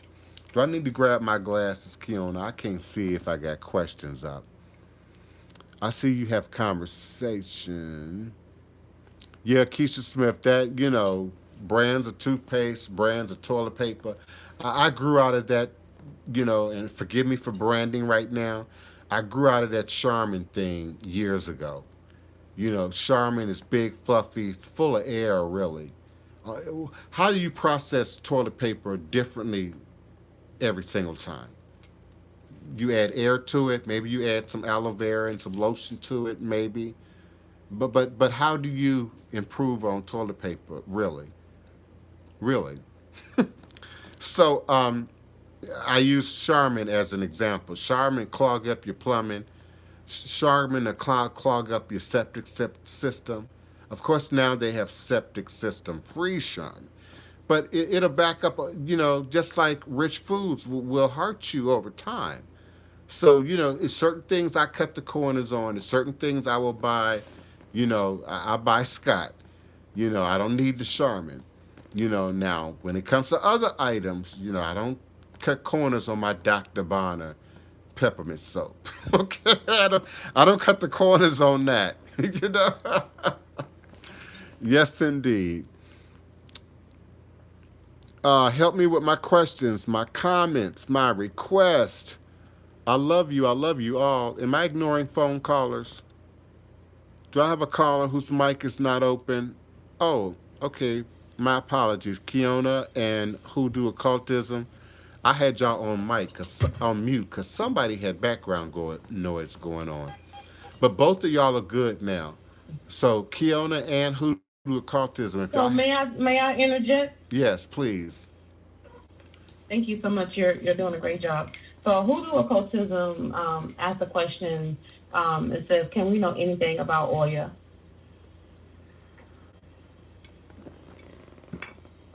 Oya is, in English, sudden change and transformation. In symbolism, she is the wind. As an element, she is the currents.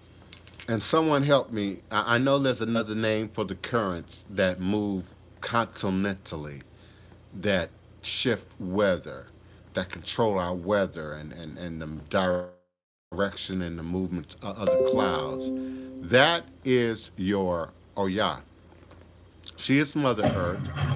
She is a great river, what they call a tutelary river in Nigeria. So all these deities, Oshun, Oya, Yemiya, all have connections to the water. By the way, they all have a river named after them in West Africa. But she is, as an element, the wind, the forces that move us through life, and I often refer to that as the weather, sudden change and transformation. She's often dramatically depicted with Shango, Obakoso, um, as the wind in storms and weather changing. Often we can't see weather change without storms, without lightning and thunder and hearing thunder and feeling that wind pick up and move through. We don't notice weather as much otherwise. Um, the sun is out and it might rain, and particularly your spring rain, and it's warm and lovely and beautiful, but we don't often acknowledge or recognize weather without storms, tornadoes, torrential raining, flooding, real change that makes us acknowledge and respect Mother Nature. And so Oya, in tradition, governs the movement of diseases, airborne diseases, germs that move from place to place. Is Hoodoo occultism? Your background noise right now is ridiculous. Um, she moves diseases and germs, from one place to another. So we also acknowledge Oya in that. She is said in the West to be, the gateway to the cemetery. And that is not entirely true. Um, she's the gateway to the ground. She was said to go into the ground and then come up again in another place. Uh, According to one of her stories, she was said to enter the ground in one location and then spring up in another. Oyahu's main symbol is the Niger River in West Africa, was once a buffalo. And so buffalo parts come into play when we think about how Oya is made, how Oya is created. Orisha are made for those who are new or who don't understand. She was once a buffalo, and then she became a human, and she married Ogu, and then she married Shango. And when she left, she entered the earth through the crust in a town called Ira, a small town near the ancient Oyo, and reappeared on the surface like the Niger River. So she is indeed Mother Earth. She is earth and water. So you from that you get clay, you get mud, you get some of the very substances of life breaking down, but also life being recreated, being lifted up again. She is like renewal in some instances, recycling in some instances. And the wind and the worlds are Oya. The movements in earth is Oya. Earthquakes is a manifestation of Oya. And she is related to a spiritual source called Ajala Aye. Ajala Aye. Ajala Aye. Ajala Aye, which are the warm winds or those currents that I tried to describe that move earth, that move dust from one place to another, that move the sands, of the Serengeti and the other more drier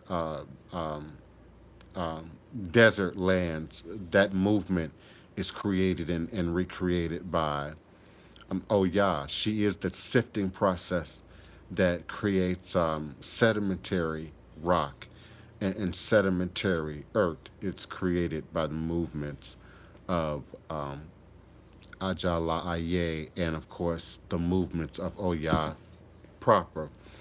Also, these Ajala Aye or winds play a negative role by spreading germs, disease, pestilence, seasonal change and transformation on which we have to adjust to, of which we have to adapt to. She is the goddess of the market and trade, and the strongest warrior among the female Orisha. Oya dances are violent, are whirling, spinning like the whirling dervishes, but much more violent. She comes through in ceremony, and when she possesses aggressively, Oya enters a ceremony. Some of her attributes are the Iro Kere, or the horsetail, the yak tail whip, of particular or specific colors. Her metal is copper, and she is considered to be Shango's greatest love interest, Shango's greatest partner. Uh, but they both are associated with other Orisha, other deities, other spirits in the Yoruba pantheon, in the Yoruba stories. She is most widely recognized among the Yoruba women, Oya, even more so than Oshun.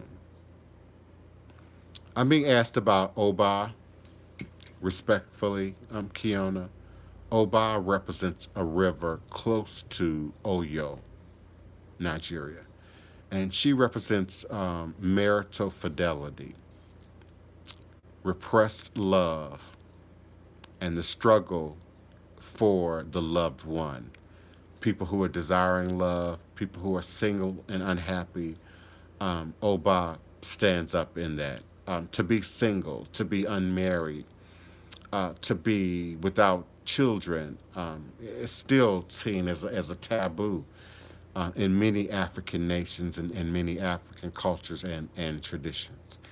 And so Oba represents those things that would otherwise prevent the happy uh, aggression and evolution of the natural processes of life that would include love, marriage, attraction, childbirth, and the recreation of life, and of course the next generation. She is strong. She is feared, as you would imagine being childless or being single would be feared in some African cultures. She's energetic and she's regarded as stronger than many male Orisha. The power of being alone and isolated and separated, seen as stronger than that of many warrior male Orisha. She lives in ceremonies, keeping custody of the tombs.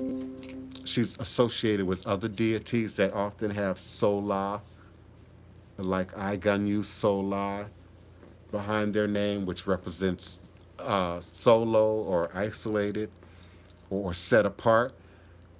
We don't technically see Iganyu a lot. If he's the lava, if he's the magma, if he's the hidden fire within the earth, if you will.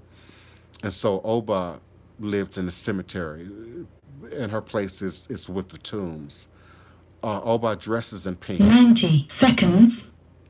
Oba dresses in pink and wears headscarves that cover her ears because there's a story, a pataki about, and even some oriki about her cutting off her ear in a particular story in her relationship to Shango.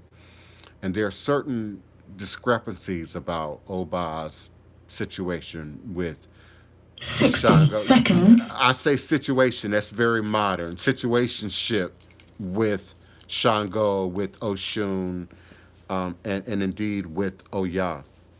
Oba has a relationship to all three of them. And so for the Yorubas, Oba was the one who betrayed the one, not Oshun, but the one who is not. Uh, uh, she's the baby mama. She's the other woman. She's the home wrecker. She's the woman who spreads malicious gossip. She embodies Oba, all of those 10 things. seconds. Because again, the idea that one might be single or one might not have, be childless or barren in the worst case scenario. In some of these old world indigenous cultures would have been seen as a not so good thing. So all these negative connotations and emotional responses and ways in which they believe a woman might identify and might demonstrate her being in that position has been placed on how we know and understand and sort of work with Oba. And Oba, without giving away the secrets, the mysteries, too, has a lot to do with clay. And so fragmented pots, cracks in pots, cracks in your best porcelain, um, you know, are signs of energy connected to and related to Oba. Breaking your dishes, or all have a relationship to and a connection with Oba. I hope I answered that question um, clearly. I feel like I'm rambling You just a did. little You bit. did. You answered two questions at one time. Justice had a question on what you had spoke about earlier in the broadcast on secondhand items bought in stores, possibly carrying unknown attachments, and just ask if you could give some examples to clear those items before bringing them into your home. Okay, yeah. Anything, first of all, anything that can be ammoniaed should be ammoniaed. And if it's not clear, in terms of magical supplies, that's my first line of defense. Everything coming in, right now, everything coming in gets bleached. But then once that's dry and, safe to handle, free of the Rona, then I'm going for my ammonia. My candles, I don't work a candle without ammonia, without cleaning it inside and out with sudsy ammonia water. Your space, your ritual space, I do that in ammonia. And some of you, I got a lot of SU tricksters that always watch the show. And so some of you are like, well, what did the ancestors do? What did the slave ancestors do? They used young girls' pee. Now we crossing over into hoodoo. They would use young girls' pee. Now remember, there's an outhouse, so you ain't about to go out with the vermin. You ain't about to go out in the dark. Even if you got a shotgun and a lamp, most women are not about to do that in the old world. So you now have house pots, and so your young girls would for sure be eating a healthy diet, would be clean, wouldn't have other, nicotine and alcohol and other stuff in their system, and are drinking, clean water, pee in the morning. That pee when you first wake up, and they collected that pee. I'm listen. This is real talk here. This is real history here. I'm stepping into Denise Augustine, oursacredstories.com tour guide territory right now, and that pee would be collected, and then this front stoop would be washed down with it. The steps, the porch will be washed down with it. My chemists, my biologists, my medical folk know why. The high concentration of ammonia. So now we have clean, free, manufactured, store-bought ammonia, that we use to wipe things down, to purify things with, you know. to go through your wood floors, your linoleum floors, your concrete floors, your whatever your covered floors. But of course, you can't do that quite, with your carpet. There are other ways to sort of work it, through your carpet. But I use ammonia. That's the front line of defense to everything. Everything has to be wiped down, cleansed, um, then smudged. Okay, so depending on what the item is, depending on where the item came from, I might be very crafty in my choice of resin, in my choice of herb, in my choice of plant, in terms of cleansing that particular thing, that particular item. Certain smells, certain resin, certain fragrances might invoke the action and activity, might invoke a state of awakening in the items. So you want to be cautious of that. Of course, there's your red brick and your salt. And so there's ways to trap the spirits in these items until you can identify them, until you can see them and limit their ability to sort of move around. If they're going to rise up, if they're going to show itself, it's got to do it in place by way of your salt and your red brick dust lines to keep them in position. So there are many ways to purify and cleanse and protect. Some items are just not meant to have if you got to go through all of that. So I'm assuming we're talking about ritual items, items of antiquity, authentic carvings, authentic masks, authentic jewelry, by all means, silver and gold. Old silver and gold of every type needs to be cleansed, and in some cases exercised. Um, I'm assuming that that's what we're talking about. Items of value. There are items that you don't want to cleanse. There's items that you don't want to bind. Um, my grandmama's stuff, never. Stuff that's passed down, never. Even if it might be deemed problematic. But everybody ain't me. Everybody ain't the hoodoo chief. Everybody ain't the voodoo chief. Everybody's not me. So I don't suggest. And so I get stuff in the mail. People give me stuff, gift me stuff, bring me stuff, evict stuff. I can't keep this in my house. You got to have it. My sister wife, Tony Val, has gifted me masks in particular. She don't play around with masks. She understands the power of mask. Even your peer one, you better be careful about what you're getting in Pier 1. Pier 1, a lot like Walmart, likes to go to Indonesia and India and places far away and have things recreated, from authentic pieces. But as I said earlier in the show, they still have energy attachments on them, cultural energy attachments on them as it relates to the people and the subject matter.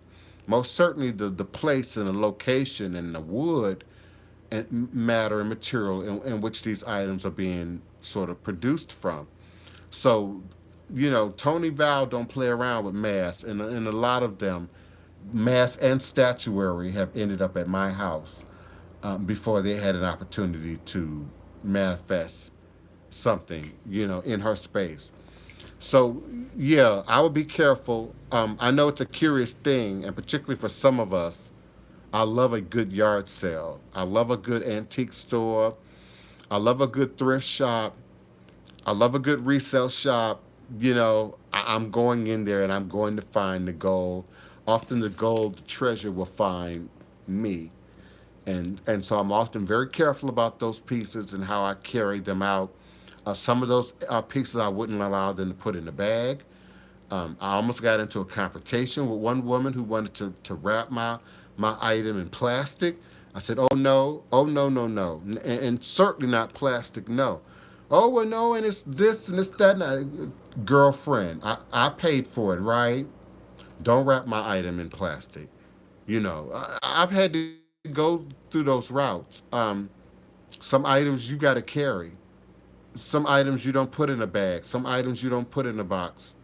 some items you pick up and you carry. Some of you remember my move from the apartment building around the corner into this house that I'm in now, by hand, individually, from one place to the next. Moving shrines and altars is a big deal. Some of my godchildren are learning that now for the first time.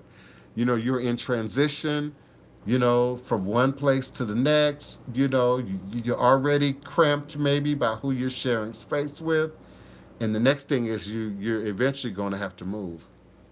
You're eventually going to have to care for the living thing that is your shrine, that is your altar, that is your implement through that journey. And we know stuff gets broke, stuff gets lost, stuff gets stolen. And there's energy attachments to all that stuff. So yeah, it ends up in the pawn shop, it ends up at the thrift store, it ends up at the resale, it ends up at your neighbor's house in some cases. I've got a huge slab of rock. I can't remember. I think it's granite. I thought it was throwaway. It was just out on the street, and I got a Ogu just happened to walk by. Okay. And Ogu picked it up for me and brought it into the house. I mean, superhuman. 3 people couldn't move this thing. 4 people could, but Ogu picked it up. Looked like he was fresh out of Angola or something. I don't know. And he picked it up and brought it into the house. All he wanted was a bottle of water. Ogu. And went on about his way. Never seen him ever again. And it turned out to be a piece my neighbor harvested from some canyon somewhere out west, and had planned to turn it into a table or some kind of art piece. Well, of course, after I brought it in, they didn't want it back. Never asked for it back. Eventually moved. Okay, and it's still one of the main center floor shrine pieces in my front room. I can feed ancestors there. I can feed older spirits there. I keep Sajidi situated on top of it, so that he can travel earth, air, land, sea, water, fire, ether, etc. So yeah, getting stuff, even finding stuff on the street, you don't know what's attached to it. I found a lot of good stuff in the alleyways over the years. Not because I was broke or not because I couldn't afford. It's entertaining. It's a treasure hunt, and particularly places like Denver, Colorado. I don't know how much Denver has changed over the decades, but back when I was there in the early '90s, late '80s, going into the early '90s, man, you could find brand new stuff. You could find very little used stuff. You could find antique stuff, just going through the alleyways. And so I found great tables and chairs and altar setup equipment, just by traversing, the alleyways. So I know people don't throw out like they used to. And now a lot of the quote unquote thrift stores are expensive, like resale and antique shops. So, but you have to keep your eye open for the things that you need.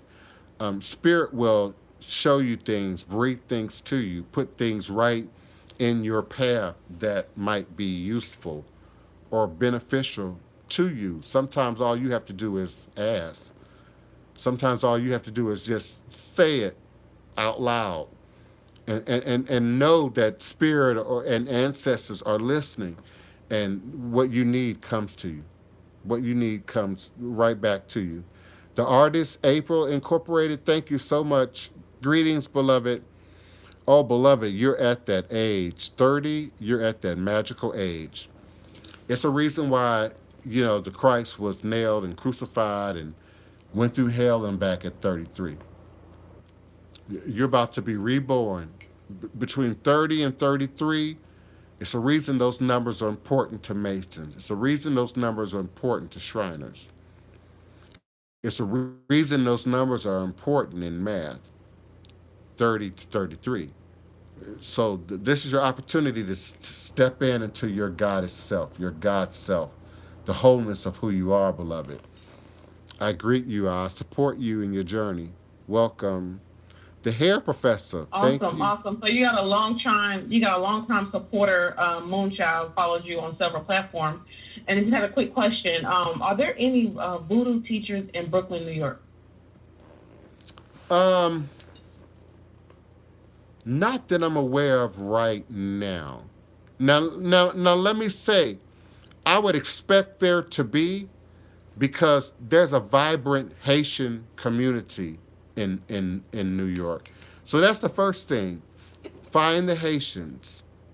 And it's going to be difficult. Scratch that. That's a negative word. It's going to be a challenge.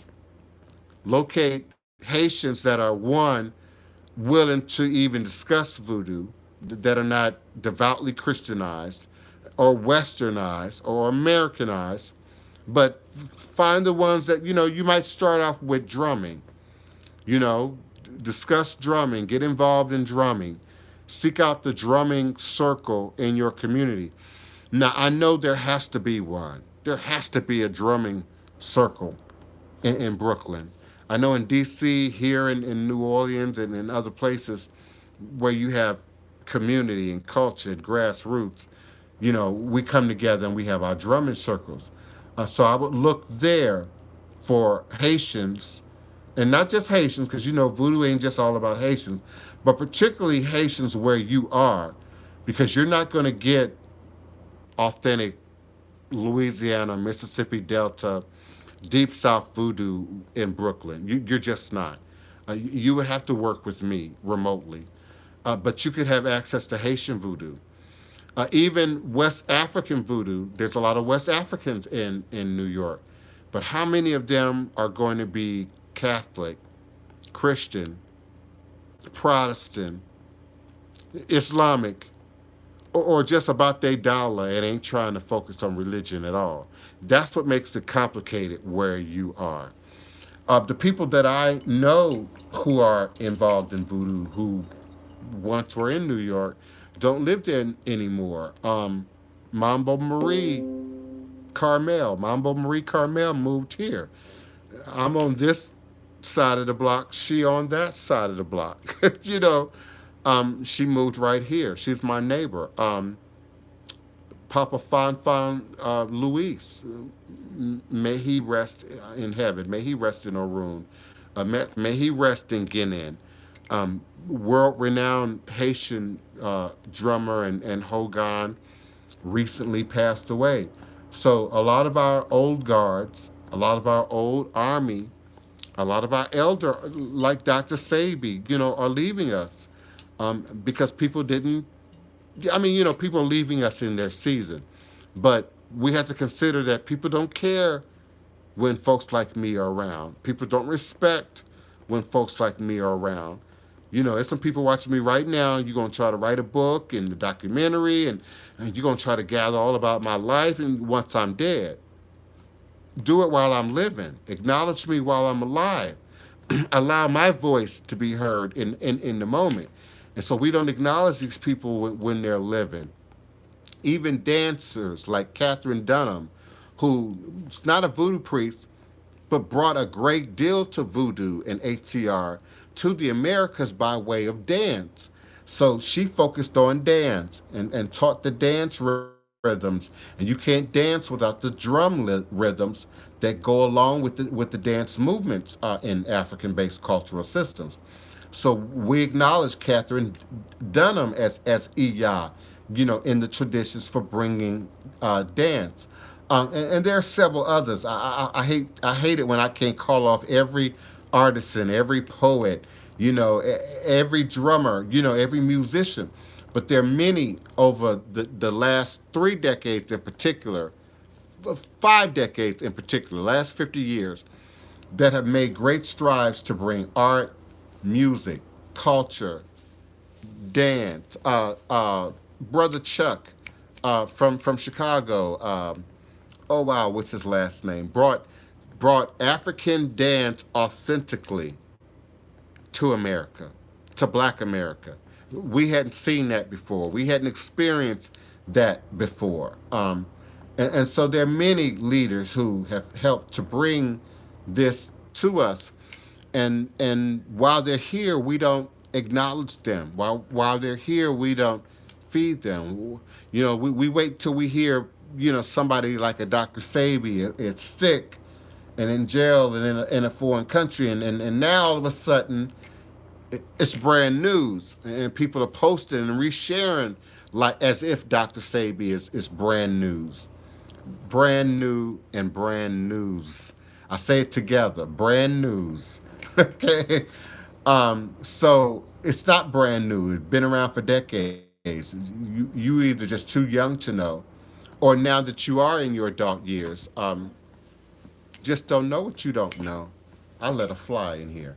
Um, you just don't know what you don't know, and you don't care about what it is often that you don't know, except for this erudite audience here.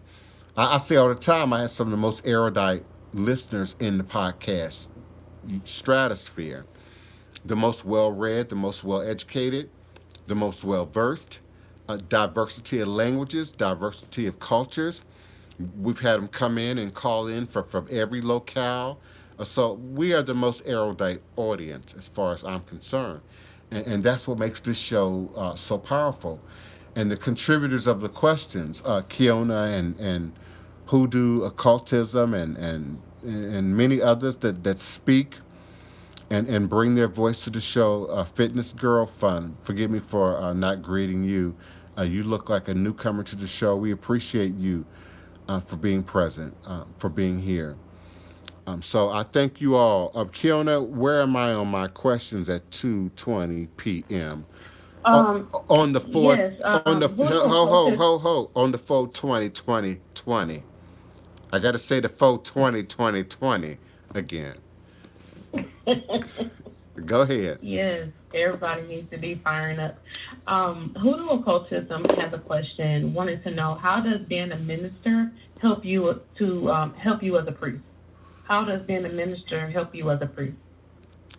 First, so that I'm clear, and especially for my new listeners, I see them both as uniquely individual, but also exactly the same thing. So I don't mean Christian when I use the word ministry.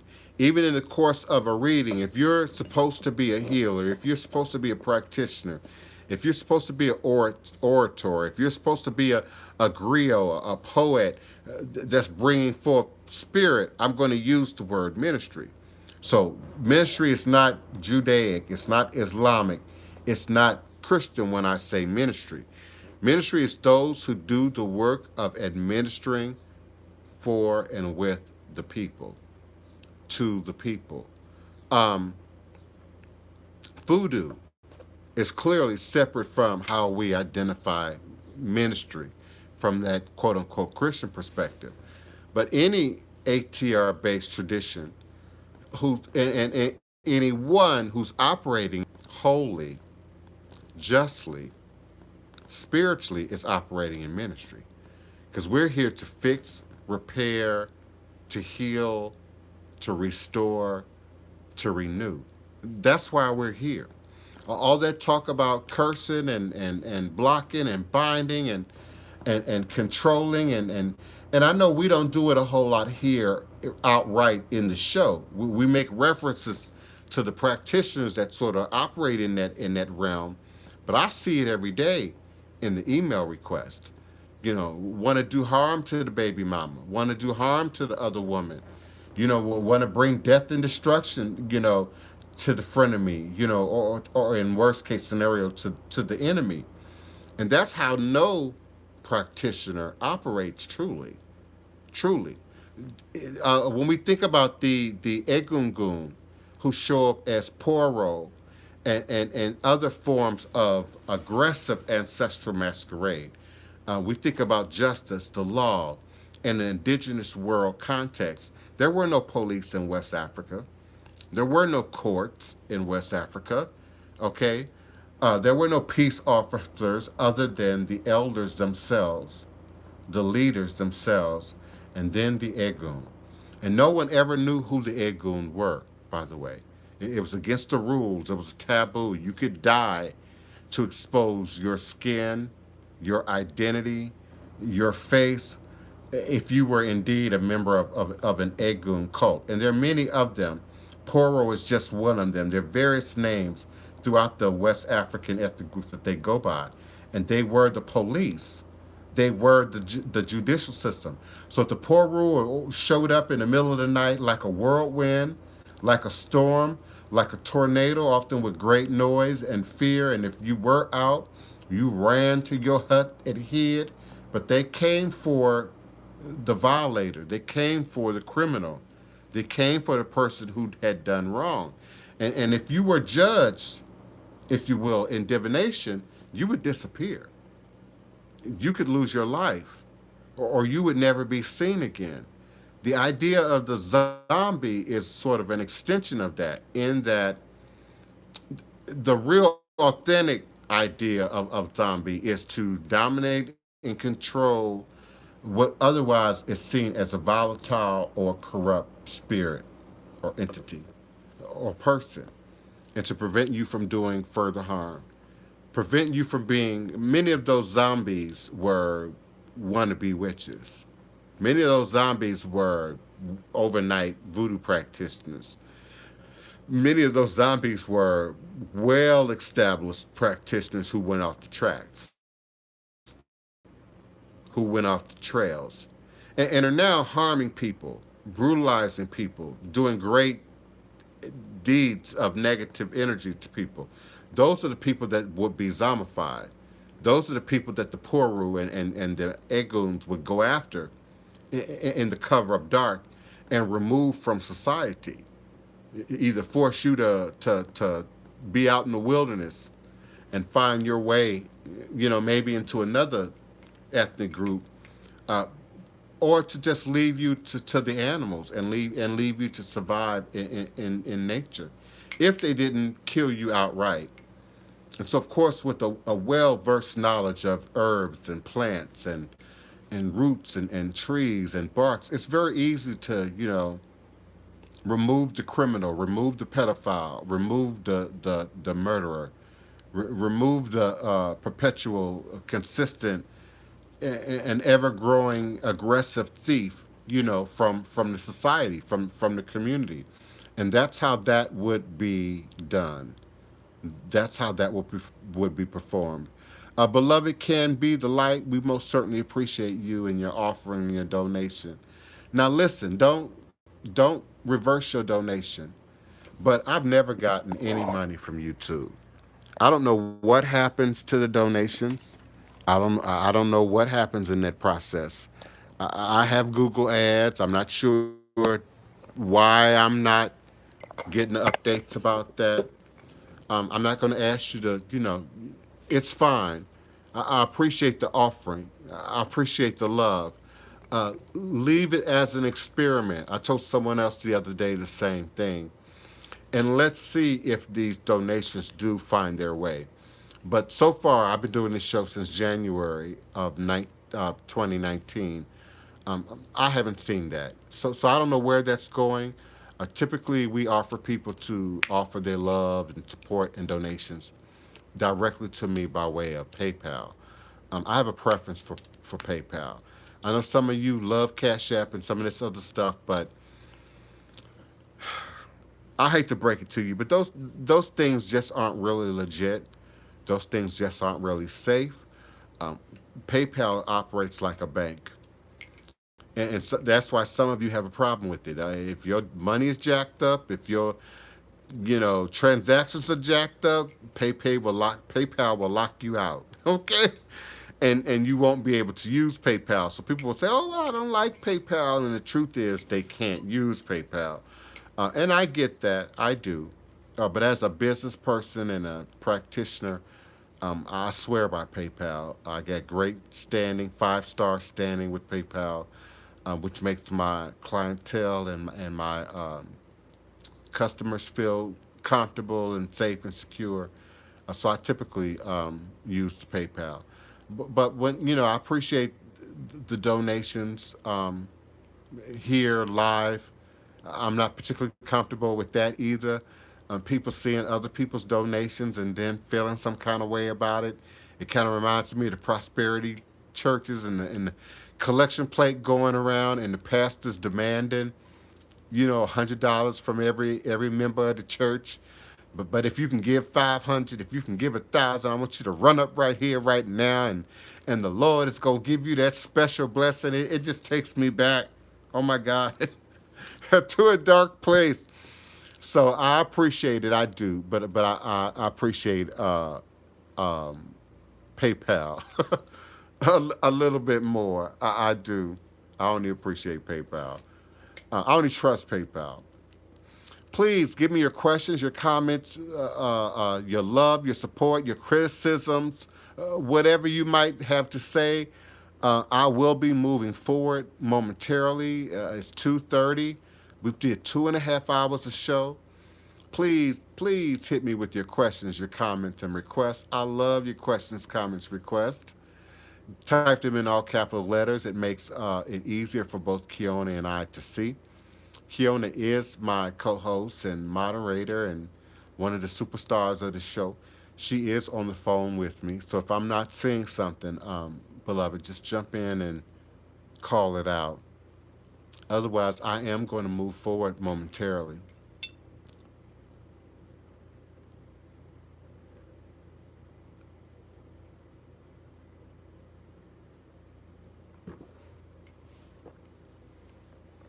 And if indeed there is nothing more, Oh necromancy. wow, somebody had a Jim, yes, I just saw Jim that. Tim, I welcome you. Greetings. I'm unfamiliar with your name, so I'm assuming that you're new. I appreciate your question. I really do. I don't know why no one has ever asked about that before here in this platform. Um, and it's something that I like to talk about. I'm just not often given opportunity. Necromancy is about the dead, literally the dead. In Yoruba language, we say egun to mean the dead. Newly dead, recent dead, dead that you know, egun. When we say egungun in Yoruba, we're talking about a higher level of dead, the ascended dead, your ancestors, higher evolved dead, uh, spiritually evolved dead. So when we think about necromancy from a Pan African perspective, from an ATR perspective, there's no immediate correlation between the two. Now, I like how you chose Baron Samedi. Baron Samedi is a corpse. But Baron Samedi is, to some degree, perfected as a corpse because he's not entirely dirty. He's not entirely degraded. Baron Samedi, to some degree, helps to bring entertainment and mockery and um, when I say mockery, he likes to mock our order and our sense of stability in society, as does the Gede family. Baron Samedi is just one spirit that stands up in the Haitian Voodoo Gede family. It is Papa Gede who's the leader of the dead in Haitian Voodoo, Papa Gede. So we see Baron, but it's really often Papa Gede. Now there are clear distinctions. Papa Gede can manifest as Baron Samedi, Baron Cemetery. There are many other Barons, not just of Saturday, that stand up in Gede, because all warriors, all leaders, all police, all medical professionals, all teachers, all doctors, all entertainers have to pass through Gede, have to go through the realm of the dead. Gede is Papa Gede is popularized, and particularly here in New Orleans, and Baron Samedi is popularized to the point that we now see it in Frog and the Princess, the Disney movie, where Baron Samedi is carved clearly from me. And many other local personalities are represented in that cartoon. So Baron now has um, an acceptable appearance about him. You know, even though he still can mock, he still can trick. Papa Gede and the Gede more proper have cotton in their ears and in their nose, have Ifan and powder on their face, and are deed more corpse-like, much closer to a cadaver or a corpse um, in terms of how we identify necromancy. When I think of necromancy in terms of ATR, then I'm looking at Palo. Palo.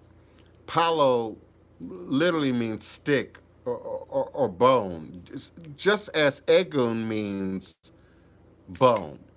And we've gone on.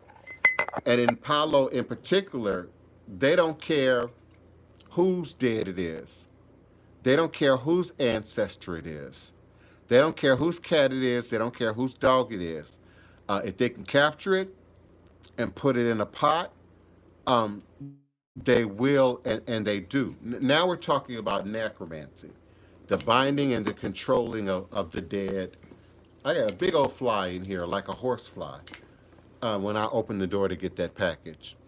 Um, Now you're talking about necromancy in Palo, the binding of an animal or human even, collecting their skull, their body parts, heaven forbid, killing a human, dismembering them and putting them in a pot for the sake of control, rulership of that soul, that spirit, much like a zombie in the spirit realm. And often it's not good. It's not great. I mean, just from what I just described, who does that? And for what purpose? There are indigenous equivalents to that. There's a particular ethnic group. I can't think of their name right now. They're in East Africa. They revive their dead. So they keep them sort of in a mummified state, if you will, in a particular place all year. There are Chinese ethnic groups that do this as well. And then there's a particular day or a particular season or a particular ceremony where they then go and take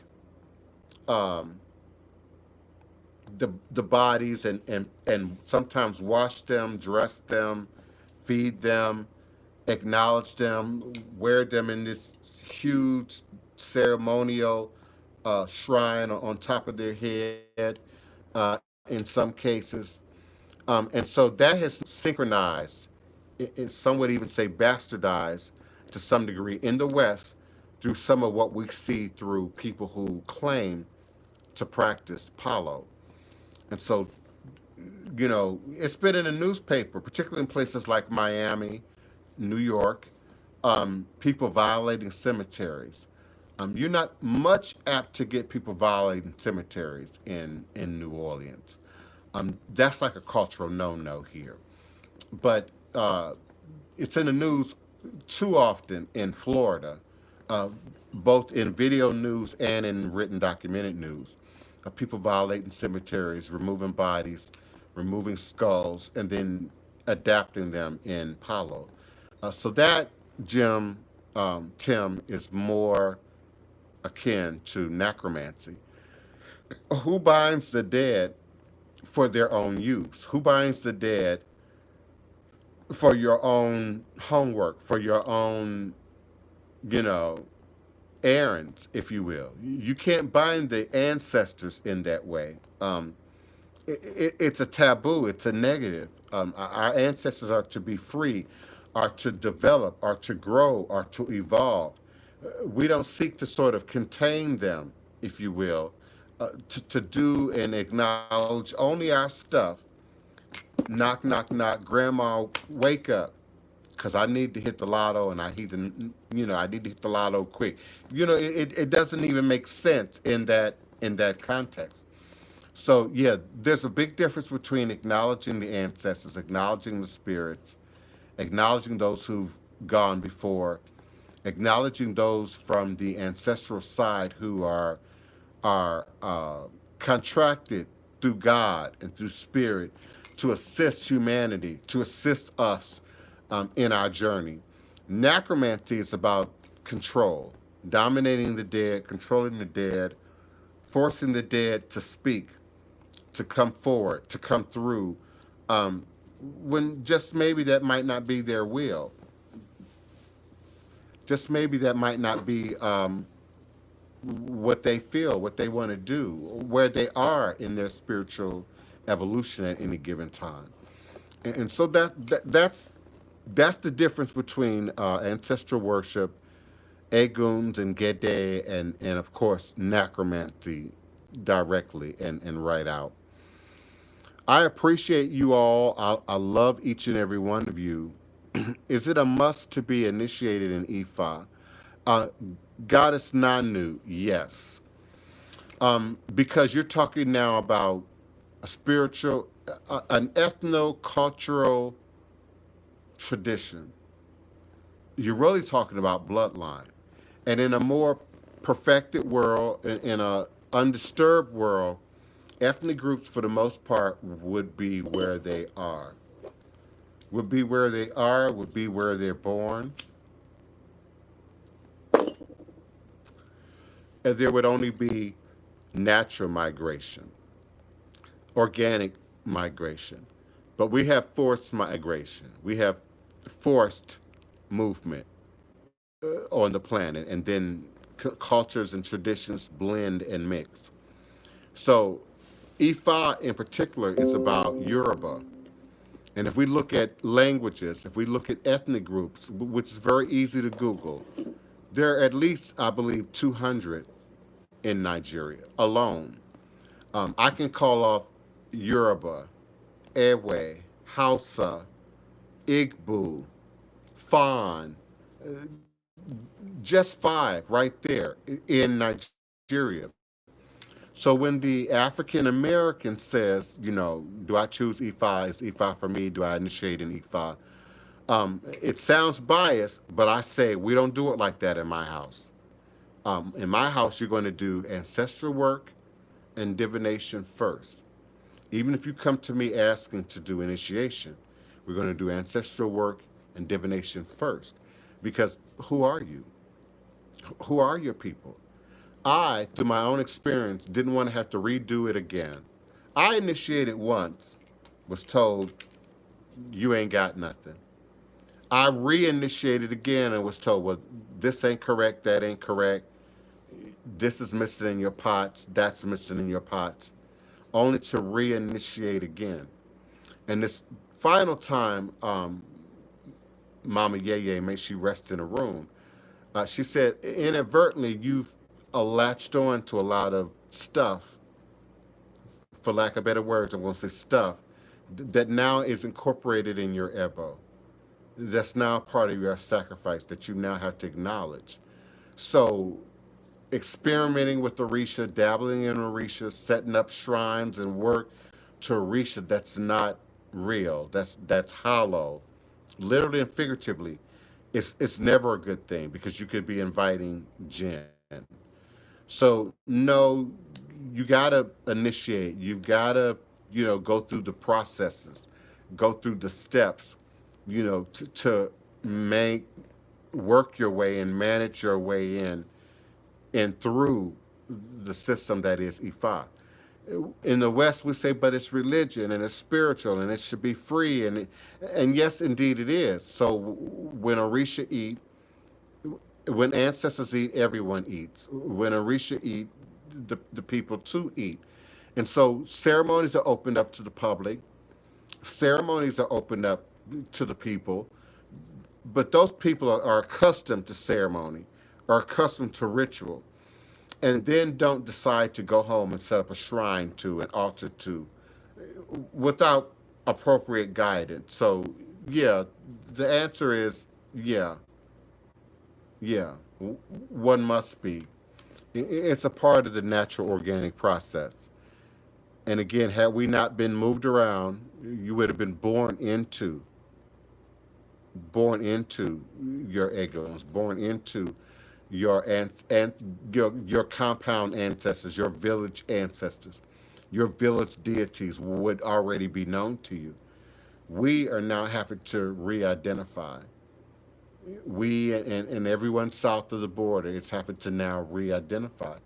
Even when we look at Latin culture, Hispanic culture, um, they're having to re-identify, and often deciding and choosing dominance of ethnic blood, ethnic lineage. We look at our Hispanic, Latin brothers and sisters, and we know we see Spaniards, we know we see Eurocentric bloodlines, we know we see indigenous bloodlines, we know we see Afrocentric bloodlines. And so they choose either through birthright or through divination or through will of mind to then go through that process of initiation, that process of study. I know some people in Puerto Rico and Cuba and Brazil.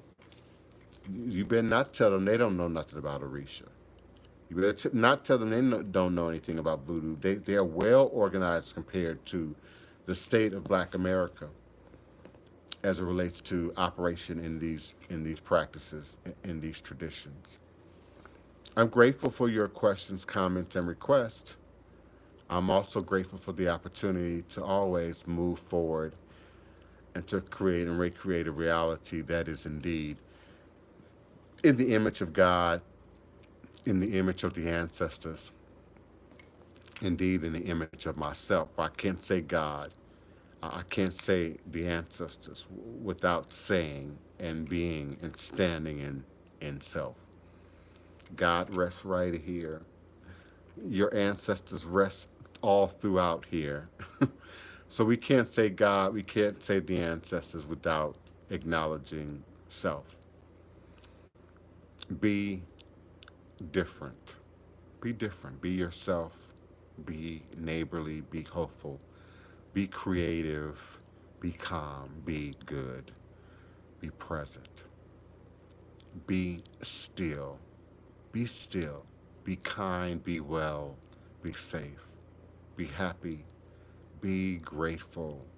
Be thankful. Be patient. Be prayerful. Be mindful. Be intelligent. Be smart. Be wise. Be adaptable. Be practical. Be conscious. Be aware. Be love. Be careful. Be proactive. Be available. Be strong. Be phenomenal. Be smart. Be peace. Be safe. And be at home. Stay at home. Stay your ass at home. And if you're not essential worker, do I have to define essential worker? Now I know, grocery stores have been labeled, have been considered essential. So I know it's people that's working at the Walmart and places like that. Be clean, be hygienic, be aware, be wise, and stay away from the propaganda, stay away from these rumors, stay away from the nonsense, stay away from the talk about 5G. Wash your hands, wash your ass, and protect yourself and your family from this virus. Stay home. Be safe. Stay home. All is a blessing. I appreciate you. I love you. I appreciate the support and the offerings and the well wishes and the donations and the people checking in and be sure that I'm okay and be sure that I have what I need. If you want to send me a surprise, send me toilet paper. Send me toilet paper. All is a blessing. All is a blessing. Ashe-o. Ashe.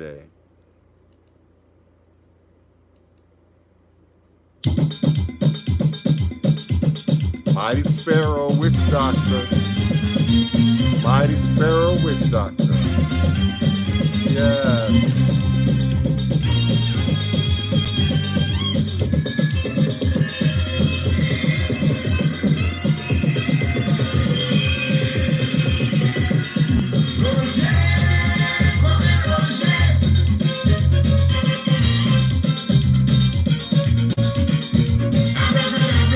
Asheo, Ashe, Asheo, Asheo.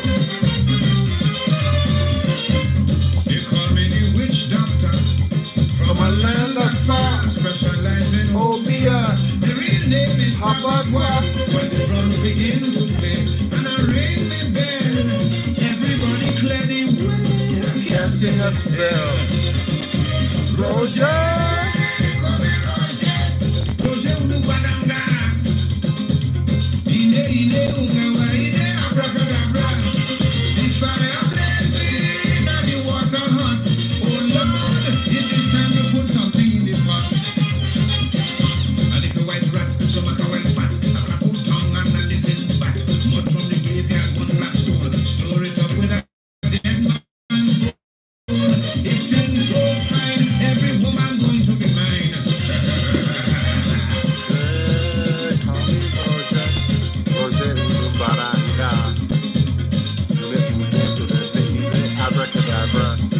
the fire raging and the water hot. It's time to put something in a pot.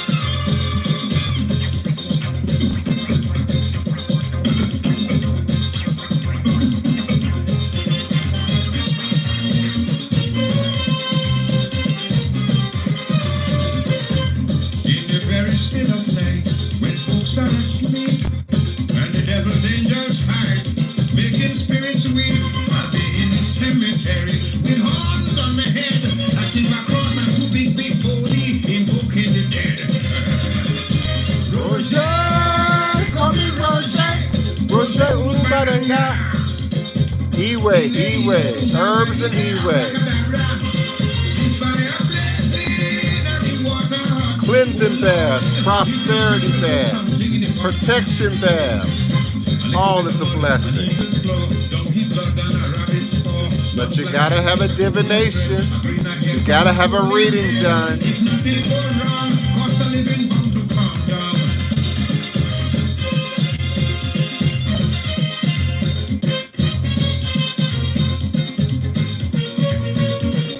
Abracadabra. Fire raging and the water hot. It's time to put something in the pot.